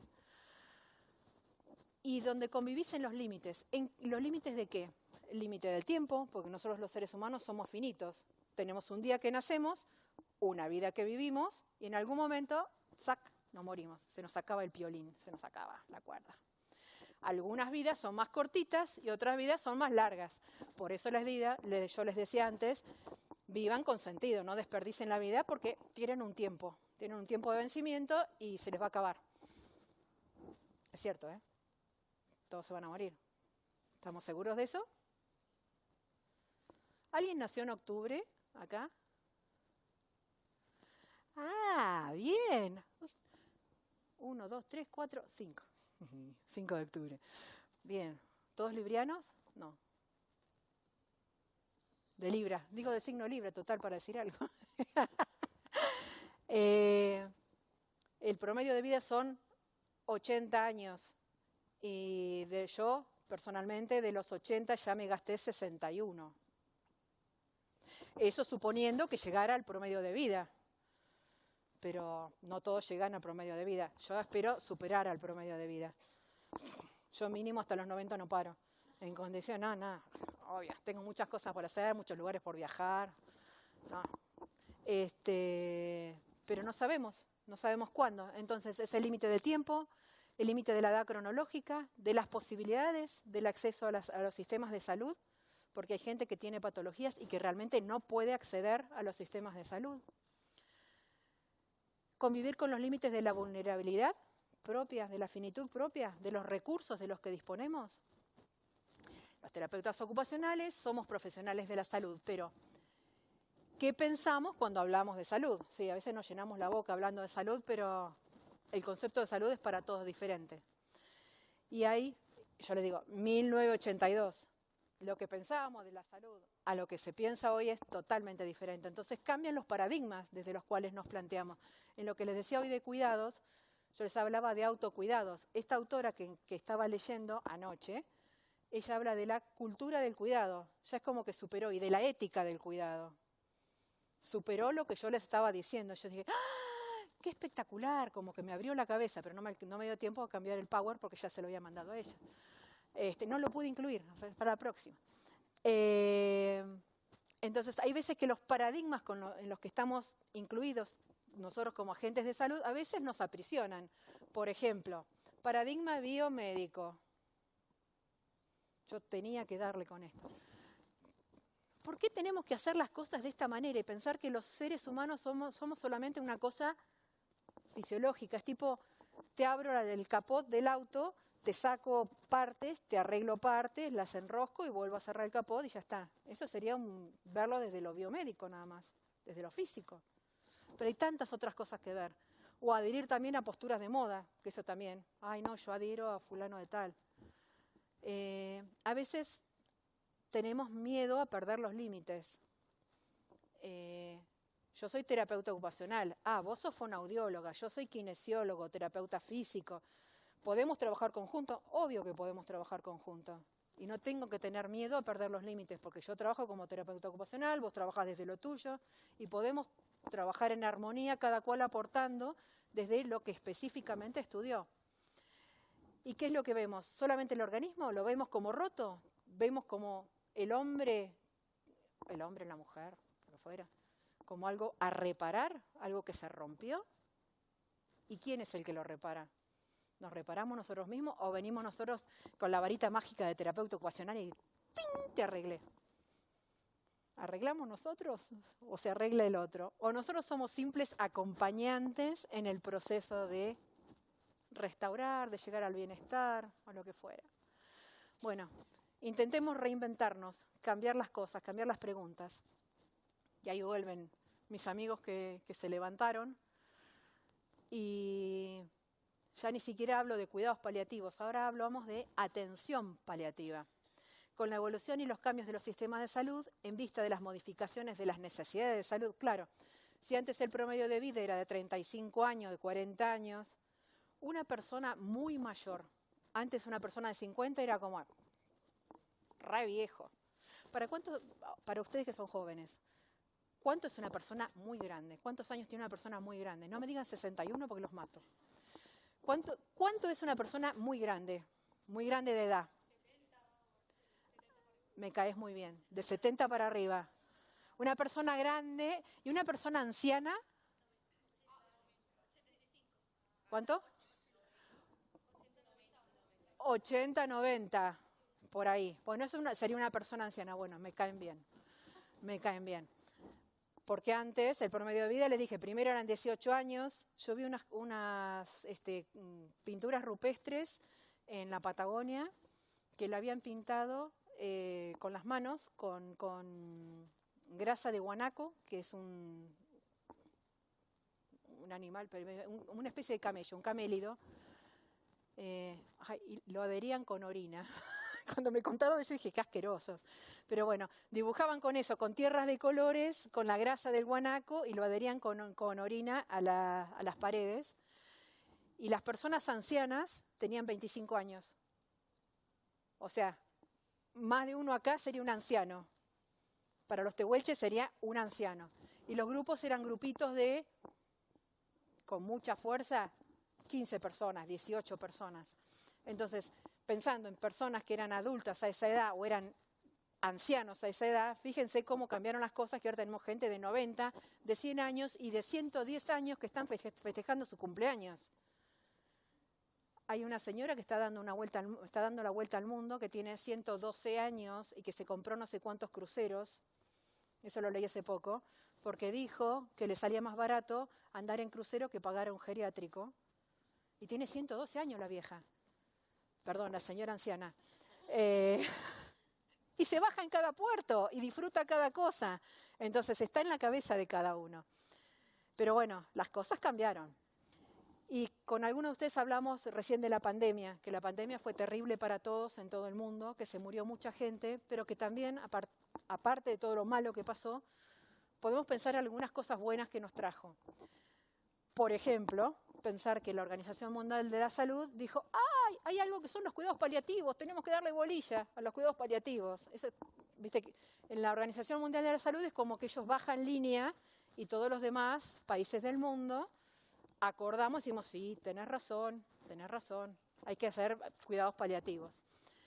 El 75% de las personas va a morir de una o más o varias enfermedades crónicas, porque ahora ya no es que te vas a morir de un accidente o de, supónganse, cáncer o de un ACV. Puedes tener muchas. La vejez, el deterioro, la fatiga de material, nada más. Hay muchas enfermedades que se hacen crónicas. El 75% de las personas se va a morir de una o de más enfermedades crónicas. Eso nos enseñó la pandemia. ¿Y cómo cambiaron los cuidados paliativos? Acá está, por eso les decía que se saquen de la cabeza el pensar en el sufrimiento nada más. La culpa lo tienen los que empezaron con los cuidados paliativos, que en la década del 60, 1960, cuando yo estaba naciendo, en el último momentito, el último pedacito de vida, el último mes de vida que tenía una persona, ahí lo derivaban a cuidados paliativos. Así con esta cara te lo decían. Y ya no hay más nada que hacer, lo vamos a derivar a cuidados paliativos. Entonces a vos te lo dicen así, me decís, bueno, ya está, no va para más. Eran intervenciones específicas, orientadas al final de la vida, poco tiempo, entre 1 y 3 meses, y la atención se la daban sobre todo al manejo del dolor. O sea, que ya que se va a morir, y que se va a morir dentro de estos últimos meses, 2 meses, 3 meses, por lo menos que se muera sin dolor. Estaba bien, para la época estaba bien, porque era lo único que se podía hacer. Esperar por lo menos que ya que se está muriendo que no tenga dolor. Entonces ahí empezó toda la cuestión de la escala analgésica. Pero avanzamos 20 años y aparecen los cuidados paliativos. Ya no es más el movimiento hospice, sino que es el cuidado paliativo, que es un posicionamiento de atención al paciente terminal, pero incorpora a personas con enfermedades crónicas. No solamente pensar en cáncer, no solamente pensar en HIV, o sea, enfermedades que uno supone que lo van a llevar a la muerte. Hay personas que tienen cáncer y que viven 30 años con ese mismo cáncer y no se murió de cáncer. Es una enfermedad crónica. Y ahí ya no atendían solamente el dolor, sino que era un movimiento interdisciplinario y ya aparece la palabra bienestar. No es solamente el dolor físico y dolor emocional, sino que atendían a todo el bienestar. Pero me corro un poquito más acá, miren, ya llegamos al siglo XXI y ya hablamos de atención paliativa, que a mí me gustaría que todos ustedes hicieran atención paliativa. Ahora se los voy a vender, les voy a hacer el marketing de la atención paliativa. Son un conjunto de medidas que tienen que ver con la calidad de vida de la persona. Es mucho más que manejar el dolor, mucho más que se sienta bien, es calidad de vida. Porque uno puede estar destruido y faltarle partes o tener una enfermedad terrible y sin embargo vos le preguntás, ¿cómo te sentís? Ay, yo me siento bárbaro. Uno de mis pacientes más queridos, Maxi, un adolescente que hacía parkour, ¿se llama? Eso que rebotan contra las paredes. Feo, como lo dije. Pero Maxi con sus, creo que 16 años tenía, rebotaba contra las paredes, qué sé yo, una de las veces, siempre estaba todo fracturado, todo lleno de moretones. Una de las veces que cayó, la pierna le dolió mucho más, entonces le dijo a la madre que lo llevara al médico porque le dolía diferente, o sea, siempre estaba reacostumbrado. Lo llevaron y tenía un osteosarcoma, que es un cáncer de hueso, y que se da justamente en varones y adolescentes. Y bueno, lo operaron, le pusieron una prótesis, tuvo la mala suerte que tuvo un virus intrahospitalario y se le infectó la prótesis, terminó en una amputación de miembro inferior, le tuvieron que hacer una desarticulación de cadera, O sea, imagínense un chico de 17 años, hiperdeportista, un bombonazo divino, y que le tuvieron que amputar una pierna. Y además el dolor. Escucharon lo del miembro fantasma, bueno, le genera dolor. Y yo una de las veces voy y le pregunto a Maxi, ¿cómo estás hoy de dolor? No, estoy re bien. Sí, le estoy re bien. Yo, me está mintiendo, ¿cómo va a estar bien? Sale de cirugía, le falta una pierna, había hecho una septicemia, no puede estar bien. Digo, en la escala de dolor, del 1 al 10, ¿cómo estás? Y hoy estaré un 3, un 4. El médico de al lado me mira y me dice, este está en un 8, un 9, seguro. Pero él sentía un 3 o un 4. Calidad de vida. ¿A quién le voy a hacer caso? ¿Al médico que me dice, tiene que estar sintiendo un 8 o un 9? ¿O a él que me estaba diciendo, yo estoy en un 3 más o menos? Y me lo decía a la cara sonriendo. ¿A quién le creo? Yo le creía a Maxi. Maxi se recuperó, Maxi usó una prótesis, Maxi sacó un lomo impresionante, porque dice, ahora no tengo una pierna, ¿cómo voy a conquistar chicas? Entonces fue, le estoy contando intimidades, total, no me lo escucha. No, me dio permiso para contarles. Hace fierros, así que está todo musculoso, qué sé yo. Un montón de veces le he pedido, cuando hay otros nenes que tienen osteosarcoma y que tienen que ir a amputación o algo, digo, ¿podés ir a hablar con Jere, por ejemplo, con Jeremías, que tuvo que hacer una amputación? Y él va. Y vos lo ves entrar y dice, no, pero vos no estás amputado. Sí, cómo no, se levanta el pantalón y te muestra. Entonces, eso es calidad de vida y yo creo que eso es a lo que tenemos que apuntar. Y lo interesante de la atención paliativa es que se da en todos los niveles de atención, no solamente en la rehabilitación, no en la terciaria, sino desde el mismo momento del diagnóstico y aún antes de eso, para que nosotros podamos hacer como concientizar a la comunidad y que se hablen de estos temas. Esto, por ejemplo, con ustedes es atención paliativa, porque a lo mejor a alguno de ustedes le pierde un poquito de miedo a lo paliativo. Entonces, ¿qué sería cuidados paliativos?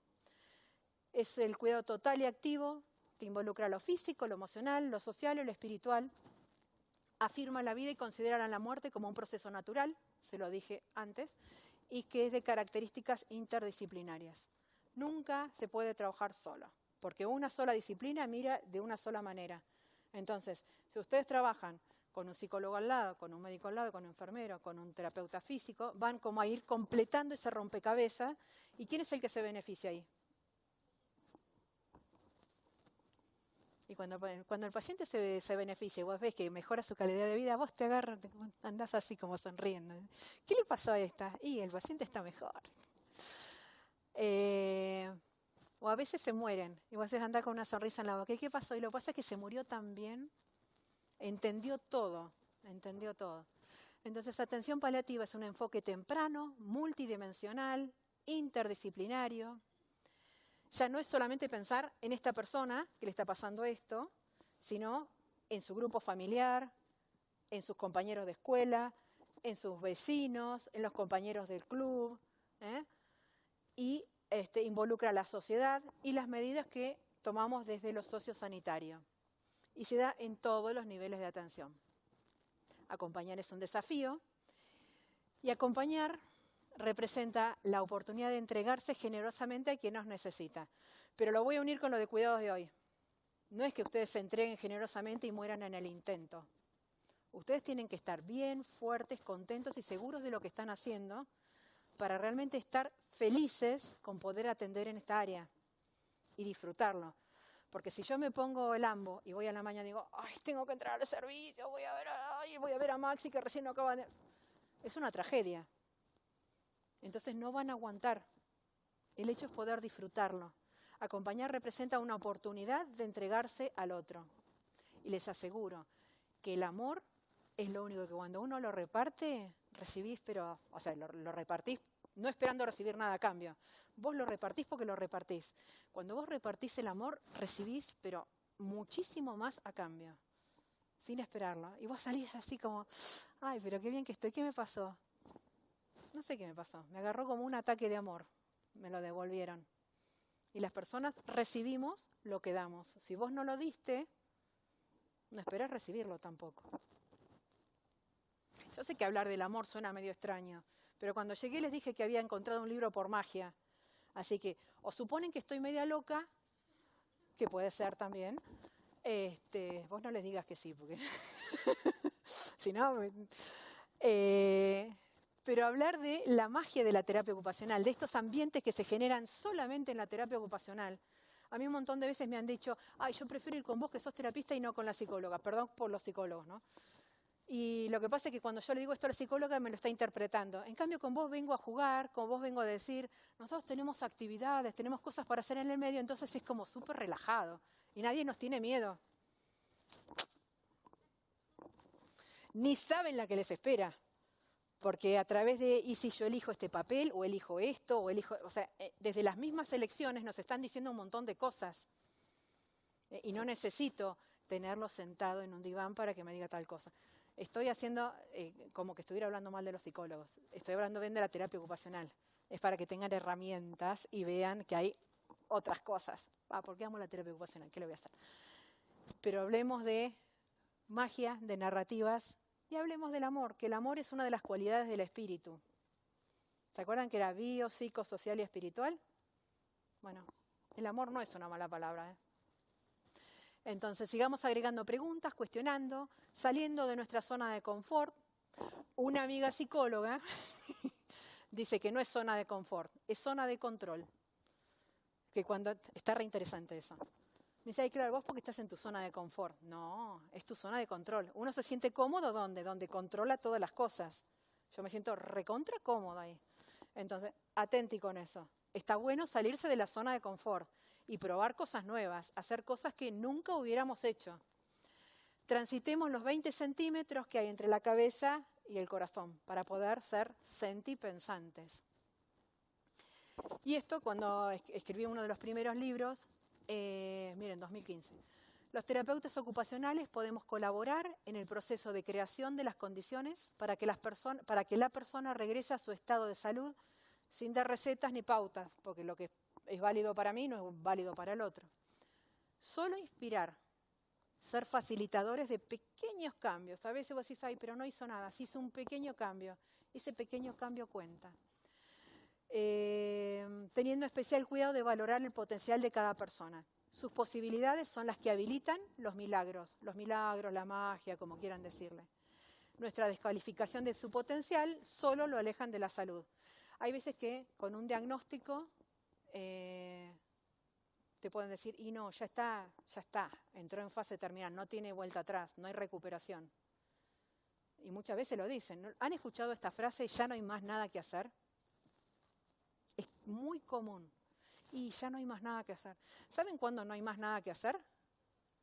Y aún así hay más que hacer todavía, porque ahí quedan los familiares y queda una cuestión ética por qué es lo que deseaba esa persona en vida.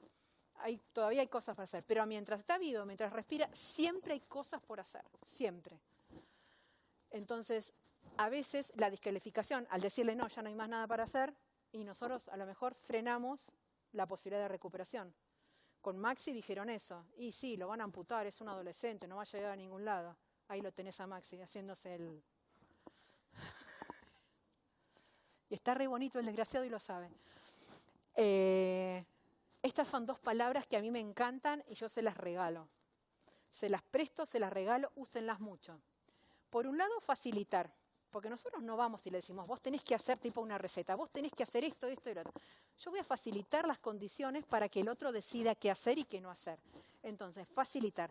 Pero a veces el otro no quiere moverse, entonces lo voy a incomodar un poquito. Lo voy a correr de su zona de confort, lo voy a incomodar un poquito, ver hasta dónde. Entonces, por un lado facilitar y por otro lado incomodar. ¿Para qué? Para que haya cambios.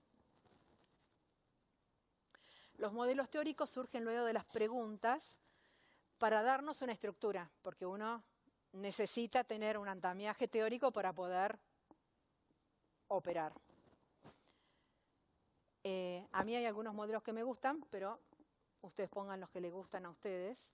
A mí me gusta el modelo CAWA, me gusta el canadiense, me gusta el modelo salutogénico, un modelo de resiliencia. Los dos últimos son interdisciplinarios, no son propios nuestros, y los dos primeros sí. ¿Qué tienen de común estos 4?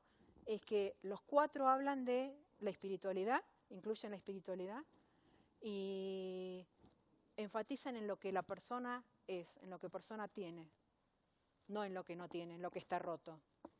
Por eso me gustan estos. Pero ustedes pueden investigar y buscar el modelo donde se sientan más cómodos. También hay modelos colaborativos, y ahí es donde les quería contar así como muy cortito la experiencia. Una experiencia de 23 años. La experiencia no fue muy corta, pero en parte sí hizo como así de rápido. Los modelos colaborativos son donde interactúa el Estado y las organizaciones de la sociedad civil. Entonces se apoyan. De esto salió un proyecto de la Universidad Nacional de Mar del Plata, universidad pública, o sea, del Estado, que lo que armamos fue una organización de la sociedad civil que se llamó PANET, en la cual atendíamos a nenes y adolescentes con cáncer. Y a alguien le conté en el café por qué había salido. ¿Dónde estás, Pau? Ahí está. A Pau le conté. Me preguntó cómo me había metido en los cuidados paliativos. Los que me escucharon otra vez yo les conté. Tengo 3 hijos, 2 acá y 1 allá. Marcos tuvo cáncer en 1990, hace un montón de tiempo, cuando estábamos todavía empezando los cuidados paliativos, recién empezaba eso. En esos 6 meses, entre su diagnóstico y el momento que falleció, yo entendí por qué había estudiado terapia ocupacional. Yo ya estaba recibida y ahí entendí que creí toda la vida que había estudiado para trabajar en salud mental, y de hecho trabajaba con psicóticos y en agudo, nada que ver, y dije, no, a mí me encanta la oncología. ¿Pero por qué? Porque lo viví en carne propia y porque me di cuenta el vacío que había de atención de terapia ocupacional. ¿Cómo puede ser que un niño con cáncer no tuviera un terapista ocupacional sentado al lado, jugando? Porque sigue siendo un chico. Entonces, después de que lloré un poco, lloré bastante, es más, cada tanto me agarra un ataquito de extrañitis, porque veo que los otros 2, uno va a cumplir 40 y la más chiquita 34, o sea que ya no se cuecen el primer hervor, ya son grandes, pero aún así lo sigo extrañando, a veces se me pianta un lagrimón. Pero además de sentir eso y de sentir la ausencia, sentir la angustia, dije, bueno, esto no tiene que ser lo único que hay. Tenemos que hacer algo más. Entonces me senté y escribí, que era lo que me gusta hacer. Yo, a vos te conté que escribo en servilletas, ¿listo? Porque acá tenemos una futura escritora, no sé si la conocen. Ella va a escribir libros y cuando publique su primer libro me dijo que me lo va a dedicar. Entonces me senté, escribí un proyecto y lo aprobaron enseguida en la universidad y se llamó PANET y duró 23 años y atendíamos a niños y adolescentes con cáncer y todo su grupo familiar a través de lo lúdico. ¿Por qué? Porque un chico, por más que tenga una enfermedad grave, terminal, que se puede llegar a morir o no, sigue siendo un chico. Igual, un adulto, sigue siendo un adulto, le sigue pasando un montón de cosas en la vida. No somos la enfermedad, somos quienes somos. Entonces, si vos lo reducís a, es diabético, tiene sífilis, es una fractura. No es una fractura. No es el paciente de la cama 123, no es la historia clínica tanto. Es fulano de tal, que es un niño, que es un adolescente, que siente, que sufre, que tiene miedo. Entonces podemos hacer muchas cosas. Y ahí, la verdad que lo que más hicimos fue divertirnos. Lo de los chascos, esto queda acá entre nosotros. Lo de los chascos de Benja.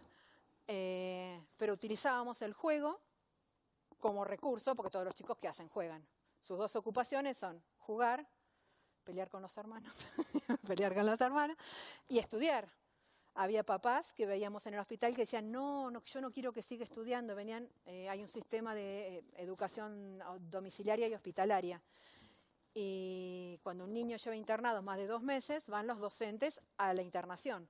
Algunas mamás decían, no, pobrecito, ¿no ves que está enfermo? Encima le trae deberes, qué mala la maestra. ¿Cómo que mala la maestra? Después se va a recuperar, va a querer ir con sus mismos compañeritos y sus compañeritos ya avanzaron y él se quedó atrás. Los nenes tienen que seguir estudiando, tienen que seguir jugando, más allá de la enfermedad que tengan. Entonces en PANET nos súper divertíamos y hacíamos kermeses, hacíamos un montón de cosas. Les puedo contar montones de anécdotas. Pero además de eso, teníamos toda la parte de formación. hacían residencias, prácticas preprofesionales, como están haciendo la mayoría de ustedes, que me dijeron que venían rapidísimo para poder venir a la charla. Pasantías. Tuvimos 2 pasantes que vinieron de Barcelona y se quedaron 6 meses haciendo una práctica en Panet, que ahora ya son colegas hace un montón. Tesis de grado, un montón, de posgrado. Yo, como escribo, soy la que obligo, si yo te miro así, te digo, vos tendrías que escribir esto que estás pensando, tendrías que escribirlo. Y te persigo, te persigo. Entonces, no, pero ¿cómo lo voy a escribir? O como me dijo Mara hoy, no, yo no, ¿cómo voy a subir? No, porque perdés el miedo haciéndolo. Entonces, perdés el miedo escribiendo, perdés el miedo cuando te subís y hablás. No queda otra. Siempre hay una primera vez. Entonces, presentaron trabajos en congresos, estudiantes de terapia ocupacional, pero eso solamente para los graduados. ¿Quién te dijo? Yo he escuchado ponencias en congresos internacionales espectaculares de estudiantes y algunas porquerías de colegas. Entonces, depende cómo lo quieras hacer vos. Y depende de ustedes, que tienen la posibilidad de escribir y de pensar un poquito más allá, no solamente hacer las cosas para cumplir. Entonces, congresos, gestión de proyectos, residencias y bla, bla, bla. Y esos son los modelos colaborativos. Está bien. Y ahora me voy a la parte de psico-oncología. Me servía a mí mi experiencia como mamá y lo que había estudiado en terapia ocupacional, que ya le dije que eran 4 líneas y sentí que no me alcanzaba para nada. Entonces me tomé un micro, me saqué las lágrimas y me fui a Buenos Aires, a la capital, a estudiar, a hacer posgrados en psico-oncología. Si yo no sabía nada y me dijeron, no, porque estos no son para terapistas ocupacionales. Ah, sí, sácame. Porque iban médicos, psiquiatras, psicólogos y algún kinesiólogo. Terapistas ocupacionales no lo habían hecho. Entonces, pero no decía terapistas abstenerse. Entonces, como no lo decía, yo me inscribí y no me pudieron echar. Y además eran pagados, así que tenían que ir. Y ahí encontré que, ya lo había visto en terapia ocupacional, por lo cual lo sigo tomando, que uno puede pensar no solamente en el paciente, este niño no es mi paciente, o lo puedo pensar como un cliente, como un usuario. De eso depende del modelo teórico que cada uno separa. Para mí es una persona. Para mí es Juancito, Benjamín, María, quien fuera. Es él, es su familia, es el equipo tratante, es la comunidad. Y así estuvimos 23 años trabajando. ¿Y cuándo hacer estas intervenciones en psico-oncología?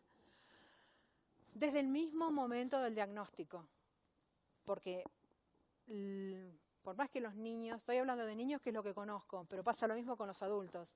Si a cualquiera de ustedes que son adultos le dan un diagnóstico grave, al principio van a entrar en shock y van a decir, no, esto no puede estar pasando, esto no puede ser. Yo he visto un montón de mamás llegar con el papelito así del diagnóstico estrujado en la mano, diciendo, esto no puede ser real. Y sí, es real. Hicieron una punción de médula, es real, tenés tal cosa. Entonces, desde el momento del diagnóstico podemos llegar a empezar a trabajar. Entonces, es antes, durante y después. Desde el diagnóstico, en el tratamiento cuando hay internación, cuando lo tratamos en ambulatorio, cuando hay remisión de la enfermedad, es decir, que el cáncer empieza a desaparecer, listo, ahí también estamos. En el momento de alta, es muy difícil, una vez que procesos largos de quizás 1 año, 2 años, 3 años de tratamiento, donde una persona tuvo el rol, ya no digo niño, toda persona, tuvo el rol de enfermo. Entonces te venían, te hacían, te traían, tenías un diagnóstico y vos eras un rótulo, y de golpe te dan el alta. Y tenés que volver a la vida real. ¿Y qué haces en la vida real? Y a veces es un shock. Me he encontrado con personas que dicen, y yo ahora no sé qué hacer. Claro, tenés que volver a tu vida real.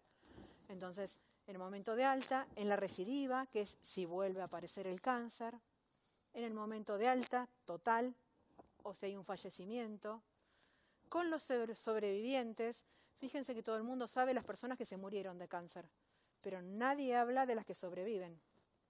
Nadie habla de las que sobreviven. ¿Por qué? Porque en general los sobrevivientes dicen, esto ya es una etapa pasada. Ya no quiero hablar más de esto, es una etapa superada de mi vida. Lo que pasa es que como Maxi hay sobrevivientes, muy bien sobrevivientes, pero que tienen secuelas y arrastran eso. Yo me olvidé decirle que en atención paliativa en realidad no es solamente oncología, son enfermedades degenerativas, por ejemplo, diabetes, cardiopatías, HIV, o sea, hay una gran gama de enfermedades que podemos llegar a atender, de personas con este tipo de enfermedades que podemos atender desde el mismo momento del diagnóstico. Parálisis cerebral, por ejemplo. ¿Es pasible de atención paliativa? Sí, obvio. Enfermedades congénitas. Entonces, tratar de que las decisiones sean conjuntas y promover la participación activa. Porque de nada sirve que la gente del equipo tome las decisiones sobre la salud del otro. El otro es el que se tiene que comprometer para poder fijar los objetivos en común, que sean personales, que tengan propósito, que tengan significado y sentido. Bueno, esto era todo lo que hacíamos en Panet, ¿ven? Ese abrazo nos dice, ¿ustedes podrían decir que esos chicos estaban enfermos? O sea, sí, porque los ven pelados. Sí. El que tiene la remera rayada había tenido ya como 5 operaciones distintas. Y con cada quimio tenía lesiones a nivel de órganos sensoriales, quedaba con menor visión, con menor audición. Sin embargo, le alcanzaba perfectamente para seguir jugando y para seguir abrazando. Y el flacucho Martín, era hijo único de un pueblito muy chiquito, hijo único. Así que le costó un montón, le costó muchísimo la internación y se tuvo que venir su mamá solita con un bolsito con ropa, y cuando le dijeron el diagnóstico se tuvo que quedar internado, así que Martín no hablaba con nadie, no se daba con nadie, no quería que nadie lo toque, era muy inaccesible, y ahí lo tienen abrazando. Cocina, plantamos, sembramos, juegos de todo tipo, pinturas, o sea, actividades, la que se les ocurriera a ellos también. Una de las funciones fundamentales de la terapia ocupacional es detectar las necesidades, y lo puse resaltado, del otro. No lo que yo creo que tengo que hacer, sino qué es lo que el otro necesita, que yo lo acompañe en su hacer. Y de esta manera acompañar en la generación de los cambios. Y este cartelito lo encontré cuando empezó a funcionar Instagram. Y yo dije, hice una captura de pantalla, la guardé. Sepan escuchar. La gente empieza a curarse en el instante en que sienten que alguien los escucha. Esto es súper, súper importante. Sepan escuchar. Nosotros no tenemos las respuestas nos las dicen ellos y nos guían ellos. Y empiezan a curarse cuando sienten que son escuchados, porque si no que entró el terapista, entró la terapista, y ¿qué hicimos? Hicimos tal cosa. Escuchen qué es lo que el otro quiere.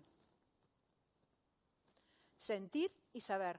Y en ese orden, no se olviden, espero que les haya quedado eso. En ese orden. Sientan primero, escuchen a su corazón. Aunque digan, no, es una locura lo que estoy sintiendo.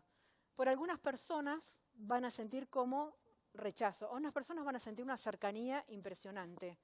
Y después van a explicarse por qué. De distintos modelos van a entender por qué sienten esa cercanía o ese rechazo. Eso lo van a entender después, pero primero analicen qué es lo que les genera, qué es lo que están sintiendo. Más allá de la famosa transferencia, contratransferencia, que sí, si tengo que hacer disociación instrumental para poder ser operativo. Bueno, eso lo dejamos para cuando tengan ganas. Yo prefiero sentir que es con el otro. Bueno, y gracias a ustedes por estar ahí. Yo ahora me gustaría, si tenemos un cachito más, que puedan preguntar cosas, porque yo quería traerles medio como un pantallazo de cosas, pero estaría bueno que ustedes me pregunten, a ver, yo no sé qué es yo traía lo que supuse que ustedes podía interesarles, pero quiero escucharlos a ustedes, si no sería como contradictoria, ¿viste? Que sepan escuchar y yo vine acá y hablé como un loro. Dale, Irene, dale. Que quería preguntarte, tú al final trabajas sabiendo que cuando llegas a casa a lo mejor has hecho algo que está bien, pero imagínate que pasa algo con un paciente y al final muere. ¿Tú cómo lo llevas a casa y dices, se me ha muerto un paciente? En plan, ¿No acabas como un poco ¿Triste? destrozada? Sí. Lo que pasa es que no sé, mira, lo dijiste hermoso. Igual, ¿ves? La socióloga habla muy bien, elige muy bien las palabras. Vos dijiste, se me ha muerto un paciente. Lo que pasa es que esa persona no era tuya. Entonces, cuando vos podés empezar a sentir que la vida del otro no depende de vos y que a veces no depende del mismo, porque nadie de nosotros se quiere ir. Esa persona que se murió, ese paciente, seguramente no se quería morir. Quería seguir estando, porque si a mí me preguntas cuándo me quiero morir yo, y yo me quiero morir dentro de mucho tiempo. Y cualquiera de estos chicos que viste la foto ahí tampoco se quería morir, muchos ni se murieron, están bárbaros. ¿Cómo me voy yo a mi casa? Me voy con la sensación de que hice todo lo que estaba a mi alcance. Que no me quedó nada en el tintero, que no me guardé nada en los bolsillos, que en el momento que me necesitó, estuve ahí. Que no como muchas veces hay profesionales o familia. Yo he visto papás que se corren. Mira, esto te lo cuento. Un nene que se llama Joaquín, que ahora ya es un hombre. Joaquín y su hermana Lucía. Joaquín tenía en ese momento 7 años y Lucía tenía como 5 años. Y Joaquín tiene leucemia, le diagnostican leucemia, su mamá maestra y su papá no sé qué profesión tenía. El momento que le dan el diagnóstico a Joaquín, el papá dice, yo no puedo verlo sufrir, no puedo verlo sufrir. Le pidió el divorcio y se fue. Y no apareció nunca más. Yo me recontra enojé. Yo puse la misma cara que vos. Me reenojé con el papá de Joaquín. Me recontra enojé. Dije, ¿cómo puede ser que en este momento que el nene lo necesita, él se va? Y la asistente social, la trabajadora social del grupo me dijo, no emitas un juicio. Cada uno hace lo que puede. Este papá no pudo estar. Entonces yo como terapeuta ocupacional me quedo tranquila porque sé que hice todo lo que estaba en mi alcance. Entonces cuando vos sentís que desde lo técnico y desde lo humano hiciste todo, estás bárbara. Por ahí llorás la ausencia, porque no te digo que no te duele. Si te mentiría si te digo que no te duele. Que los extrañás. Pero decís, hice todo lo que estaba a mi alcance. Si no lo hubiera hecho, no sé cómo hubiera quedado. Pero por suerte no me pasó. Por suerte no. Espera que me voy a sentar y me voy a bajar ahí. ¿Quién más? Pregúntenme.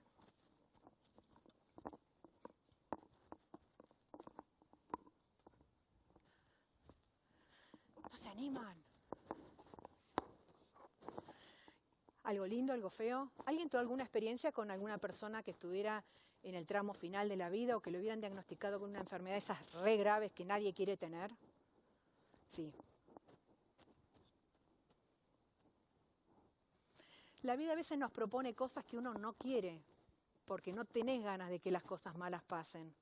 Y eso también es un juicio, ¿viste? Cosas malas y cosas buenas. La enfermedad no es un castigo, no es algo mágico, no es algo que uno puede decir, sí, voy a pensar una maldad para que le dé esta enfermedad a fulano. Eso no existe. Eso no existe.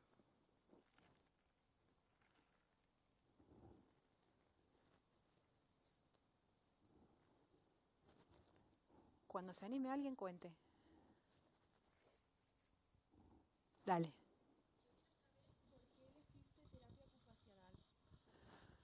¿Por qué elegí terapia ocupacional? Primero porque no sabía que existía, no tenía la menor idea de lo que era terapia ocupacional, y como en mi familia todos tenían que ver con la salud, abuelos médicos, había enfermeros, había psicólogos, había de todo, todos los que se te ocurran de salud, menos terapia ocupacional. Y a mí me gustaba algo que tuviera que ver con la salud y que tuviera que ver con el arte, porque me gusta pintar, me gusta escribir, me gusta la música, me gusta un montón de cosas. Entonces una amiga de la familia me dijo, pero lo que estás diciendo, que fue directora de la carrera acá en Terraza, Pinky Álvarez, me dijo, pero lo que tú estás diciendo es terapia ocupacional. Yo digo, ¿terapia qué? Y tenía 13 años en ese momento. Entonces entré al secundario y en el secundario te preguntan, ¿qué vas a hacer cuando seas grande? Yo voy a ser terapeuta ocupacional. Y tengo que seguir explicando qué es ser terapeuta ocupacional. Obviamente en todos los lugares del mundo tenemos que seguirlo explicando. Pero ahí elegí que quería ser terapeuta ocupacional, porque me parece que tenemos una herramienta espectacular que no da miedo, que podemos abordar un montón de cosas, que las personas se relajan, porque el hacer es lo que hacemos nosotros todos los días. Entonces nos es cotidiano y nos es conocido. Lo que pasa es que nosotros hacemos una lectura diferente de ese hacer y podemos lograr resultados asombrosos. Sea desde lo físico, lo psicológico, lo social. Trabajar en comunidad es alucinante, es hermosísimo. Trabajar en salud mental. ¿A quién le gusta salud mental de acá? Salud mental tenés un campo enorme y esa gran ventaja. No te tiren miedo. Yo entraba a clínicas psiquiátricas donde a los demás, no sé si sería por mi tamaño, por mi presencia, no sé qué, pero a los demás los han fajado, les han pegado duro y parejo. A mí jamás me pasó nada, nunca. Y por ahí con psicóticos en periodos súper agudos, muy agresivos. Nunca me pasó nada, o sea, el miedo a la agresión. ¿Qué es lo que tenemos? Miedo a la muerte, miedo a la agresión, miedo al dolor. Esos son nuestros miedos. Como yo no le tenía miedo, no pasó absolutamente nada. Y me parece que tenemos muchísimas herramientas. Nunca me llevé demasiado bien con la parte de rehabilitación física. Es más, reconozco que estudié de memoria muchas cosas, lo cual no está bien, pero bueno, no había forma. Eso de las inserciones y la biomecánica no iba conmigo. O sea, lo mío era el arte, lo etéreo, y que me vinieran con inserción de aquí hasta acá y la palanca, qué sé yo, me hartaba. Pero bueno, ese fue mi recorrido por terapia ocupacional. Gracias. De nada.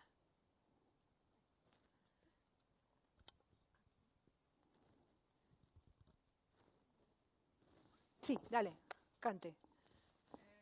Dijiste que habías empezado primero en salud mental, ¿no? Sí. En caso de que no hubiese sucedido la situación personal de tener un hijo enfermito y que tuviese cáncer, ¿salud mental te hubiese realizado igual que paliativo? ¿O crees que paliativo tiene una recompensa diferente a salud mental? Y yo te voy a vender los paliativos. Así que te digo que para mí es, pero mucho más arriba. La diferencia es que como tenía la experiencia previa de salud mental, y nosotros decimos que es multidimensional, yo la parte que, o sea, me vino bárbaro toda la experiencia de salud mental, porque la apliqué instantáneamente a paliativos. Somos seres psicosociales y espirituales. Entonces todo lo que había practicado en salud mental me vino bárbaro, porque hacía unas lecturas de lo que estaba pasando con las familias, por qué alguien se enojaba, cómo reaccionaba, eso lo podía entender mucho más fácil, pero me sirvió tipo escalerita. Si tuviera que volver a elegir, elegiría en el mismo orden. O sea, no elegiría primero paliativo, después salud mental. Elegiría primero salud mental, creo que fue el escalón que me preparó para después estar donde estuve. Y la vida sola se encarga de ponerte en el lugar que tenés que estar. El asunto es estar con las antenas paradas para darte cuenta cuando la vida te propone esas cosas. Porque a veces uno dice, esto no me interesa, y te pasaron acá 20 oportunidades y vos no las viste. Entonces hay una teoría que dice que nosotros somos como torres que captamos o no los mensajes. A veces los mensajes te pasan por al lado y vos decís, no lo vi. Y otros días estás súper inspirado, así te lo digo, estás súper inspirado y de golpe te llegan todos los mensajes y entendiste todo. Entonces, en el momento que tenga que ser, vos te vas a dar cuenta. Y si todavía no estás decidida por el área, porque yo les he preguntado a algunos de ustedes, ¿y en qué área estás? Y todavía no sé, que está perfecto que todavía no sepan, porque más tienen que experimentar. Yo dije que jamás iba a trabajar en geriatría, porque no me gusta geriatría, porque detesto trabajar con viejos, con adultos mayores, qué sé yo. Y sin embargo tengo un enganche bárbaro, me llevo re bien. Pero había dicho que terminantemente no. Y como trabajaba y ya había tenido hijos, la única posibilidad de salir de práctica era por sorteo. Allá no sé cómo será acá, cómo se les asignan a ustedes las prácticas. ¿También por sorteo? Por nota. Bueno, a veces ahí me hubiera ido mejor. No era por sorteo. ¿Me pueden creer que las 2 primeras prácticas fueron en geriatría? Yo me quería pegar un tiro. Digo, lo único que dije que no me gustaba, encima me toca con viejos. Pero bueno, le encontré la vuelta. Es más, una vez que estaba con muchas dificultades económicas y que tenía la tarjeta de crédito que no la podía pagar de ninguna manera, yo dije, bueno, me voy a tomar un tercer trabajo. Y me fijé en el diario, que era lo que había salido. Era un cargo en un geriátrico, por una terapista ocupacional en un geriátrico. Yo digo, no puede ser. Llamé para que me dijeran que no. Y pregunté cuánto pagaban. Supónganse que me decían $300. ¿Cuánto tenía que pagar yo de la tarjeta? $300. O sea, la vida me estaba diciendo, escúchame, tenés que pagar la tarjeta, son este cargo. Y fui y tomé. Bueno, les dije que no me gustaba la parte física. ¿Qué fue la primera actividad? No me gustaban los viejos y no me gustaba la parte física. ¿Cuál fue la primera actividad que me asignaron el coordinador del área? Me dijo, vos te tenés que hacer cargo del grupo de ejercicios de los adultos mayores. Yo dije, renuncio. Ahí nomás. Pero en ese momento estaba aprendiendo a tocar el cello. Entonces dije, no, renunciar, soy muy cabezadura. Soy holandesa, soy una mezcla de holandesa y escocesa. Por lo tanto, muy cabezadura. No me iban a sacar del trabajo así nomás. Dije, ya que hay que hacer ejercicios, vamos a hacer cello aeróbics. Los ponía a los viejos con el cello acá y les hacía tocar compases. Entonces el que podía levantaba las manos, estaban amputados en silla, demenciados. Dice, ¿qué está haciendo la terapista? Está haciendo cello aeróbics. Entonces es buscarle la vuelta con las herramientas que uno tiene. Y aguanté como 8 meses en el geriátrico, ¿eh? Y la pura verdad es que me divertí.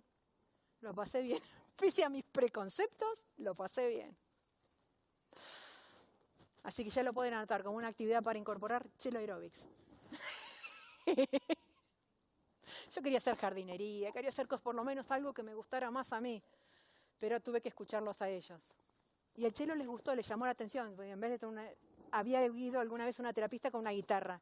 Una guitarra es chiquitita, en cambio un cello es grandote y como majestuoso. ¿Viste? Es una gran caja de resonancia y una señora amputada bilateral que no hablaba con nadie, que era una mujer muy, decimos mala onda, que tiene mala, ¿viste? Se peleaba con todos los viejos del geriátrico. Yo agarré, como ella era la más mala onda, agarré y le puse el cello encima y le corrí el arco sobre las cuerdas. Claro, y como es una gran caja de vibración, le vibró todo el cuerpo. Y después las enfermeras venían y me decían, ¿qué le hiciste a Rosita que dice que tiene la vibración en el cuerpo? No sé, Rosita, pregúntale a Rosita. Estuvo haciendo cello aeróbics. Pero bueno, es cuestión de acomodarse a lo que la vida te proponga. Y si tuvieses que nombrar algo súper negativo de la profesión, ¿qué nombrarías? El descreimiento de algunas personas. Hay muchas personas que te dicen, esto no lo vas a poder hacer, esto no lo vas a poder lograr. Y lo peor es que muchas veces te lo crees.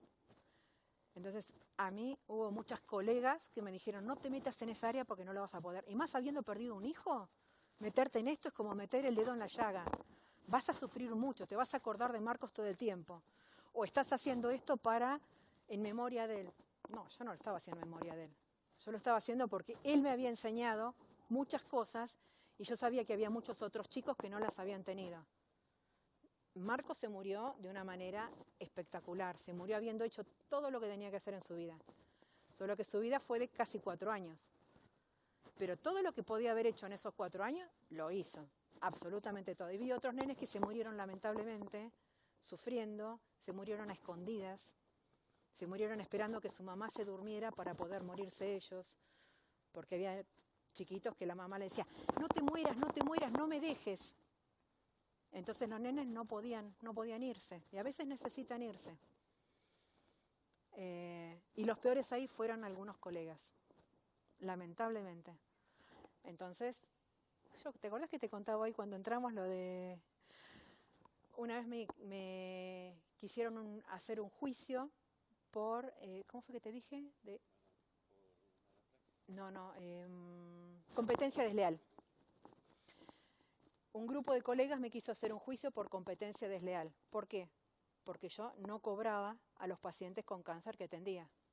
A los otros sí les cobraba, pero los que tenían cáncer y eran niños y adolescentes, yo no les cobraba porque estaba en la fundación. Entonces se juntaron 4 colegas y me iniciaron un juicio por competencia desleal.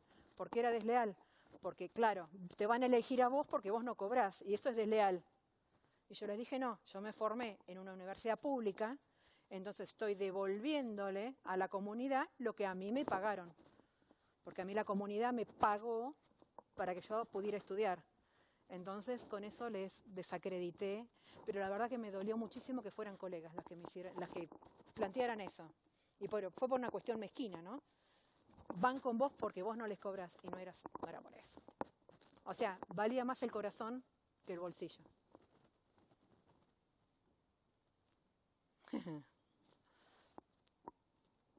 Pero a veces hay que batallar con esas cosas.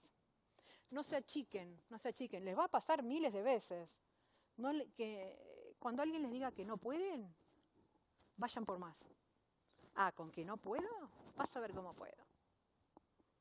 A veces las personas se van a morir, puede ser, pero ustedes van a poder hacer un montón de cosas durante el tiempo previo.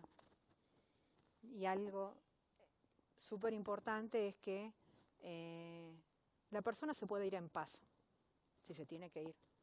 Porque a veces dicen, esta persona se va a morir, y resulta que yo me los cruzo y ahora son hombres o mujeres.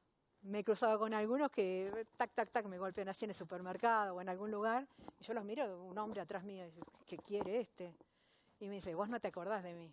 Yo era Martín, el pelado ese, solo que Martín ahora tiene 25 años. Y no lo reconozco. Yo no lo reconozco, pero ellos me reconocen a mí. Entonces, y de ese nene habían dicho, tiene los días contados. No lo permitan, no permitan que alguien ponga un juicio ni sobre ustedes ni sobre un diagnóstico. He visto médicos decirle a pacientes, usted tiene 3 meses de vida.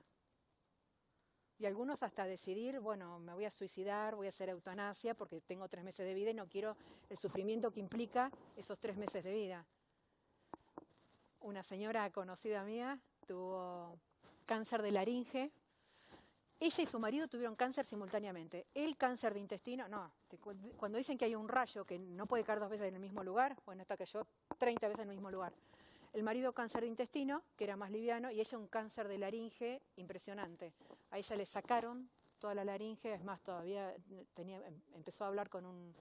¿Cómo se llaman esos aparatitos que pones acá? No sé cómo se llama. Y el médico a ella le había dado 6 meses de vida. Al marido le dijo que no, o sea, que se iba a recuperar. El marido se murió al año y ella cada 6 meses llamaba a su oncólogo y le decía, hola, todavía estoy viva. Pasaron 28 años de eso. 6 meses le habían dicho, habían pasado 28, ya después de los 28 años no lo llamó más, ¿viste? Ya se cansó de llamarlo. Encima le tomaba el pelo. Le habían dicho 6 meses de vida. Así que el diagnóstico no tiene nada que ver. Son las ganas de vivir. Y hay veces que hay diagnósticos que son súper livianitos, que podría no llegar a pasar nada, y se mueren igual. No se mueren de esa enfermedad, sino que se mueren, por ejemplo, de una infección intrahospitalaria. Mi hijo, por ejemplo, no se murió de cáncer. Se murió de una infección intrahospitalaria. Estoy hablando de 1990. Recién se habían empezado a implantar los catéteres. ¿Vieron por dónde se ponen las quimios? Y en Argentina venían unos catéteres horribles. Ahora vienen unos hermosos de silicona, que ya hay procedimientos. Se limpian. En ese momento te implantaban el catéter y ¿por qué te lo iban a limpiar? Y Marcos se pescó una infección intrahospitalaria y se murió de eso. Entonces, cuando él falleció, yo pedí la autopsia, pero no para accionar en contra del hospital, sino para ver de qué se había muerto, y ahí detectaron un virus que había entrado por el catéter, y a partir de él se instauró un protocolo de limpieza de los catéteres. Entonces, está bien, mi hijo se murió, pero ¿cuántos otros chicos se salvaron porque implantaron un protocolo? O sea, se tenían que morir gente para que entendieran que había que limpiar los catéteres. Nadie sabía, como el COVID nos enseñó tantas otras cosas. Nos enseñó un montón el COVID. Pero cuando lo atravesamos y cuando pudimos sacar lo positivo de la situación. Siempre hay cosas buenas para ver. Uy, se quedaron re callados. Ah, porque son las 7:33 por eso. Perdón. Di.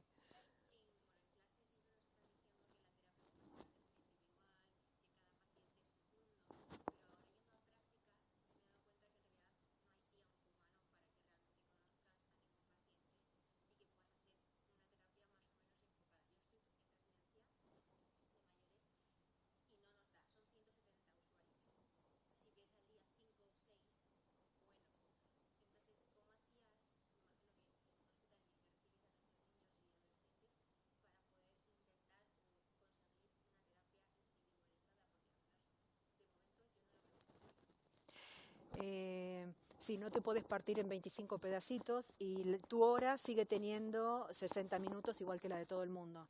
Entonces, valete de recursos de soporte. Por ejemplo, vos no lo podés ver, dejale una libretita hermosa y que te diga, o un papelito, mira, esto de terapia ocupacional, yo te dejo este lápiz, anotame acá para mañana, ¿qué cosas te gustaría? ¿Con qué soñás?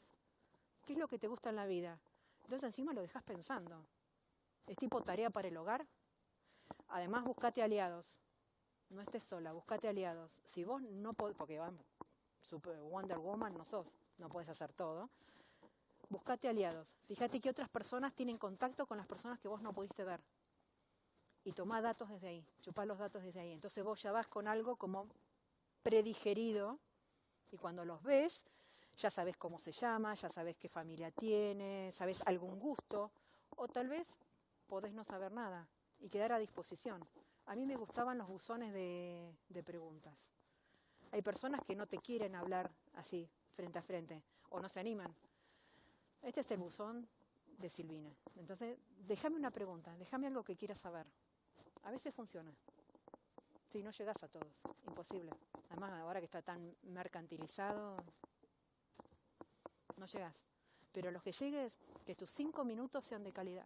Estás solamente con esa persona, no con la cabeza en la lista de compras que tengo que hacer o el trabajo del fin de semana.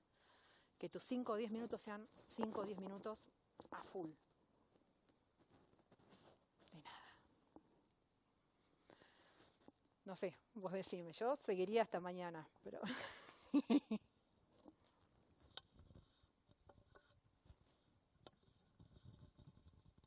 Bueno, pues si os parece bien a todos, cerramos ya esta segunda sesión de Ocupados con Silvina.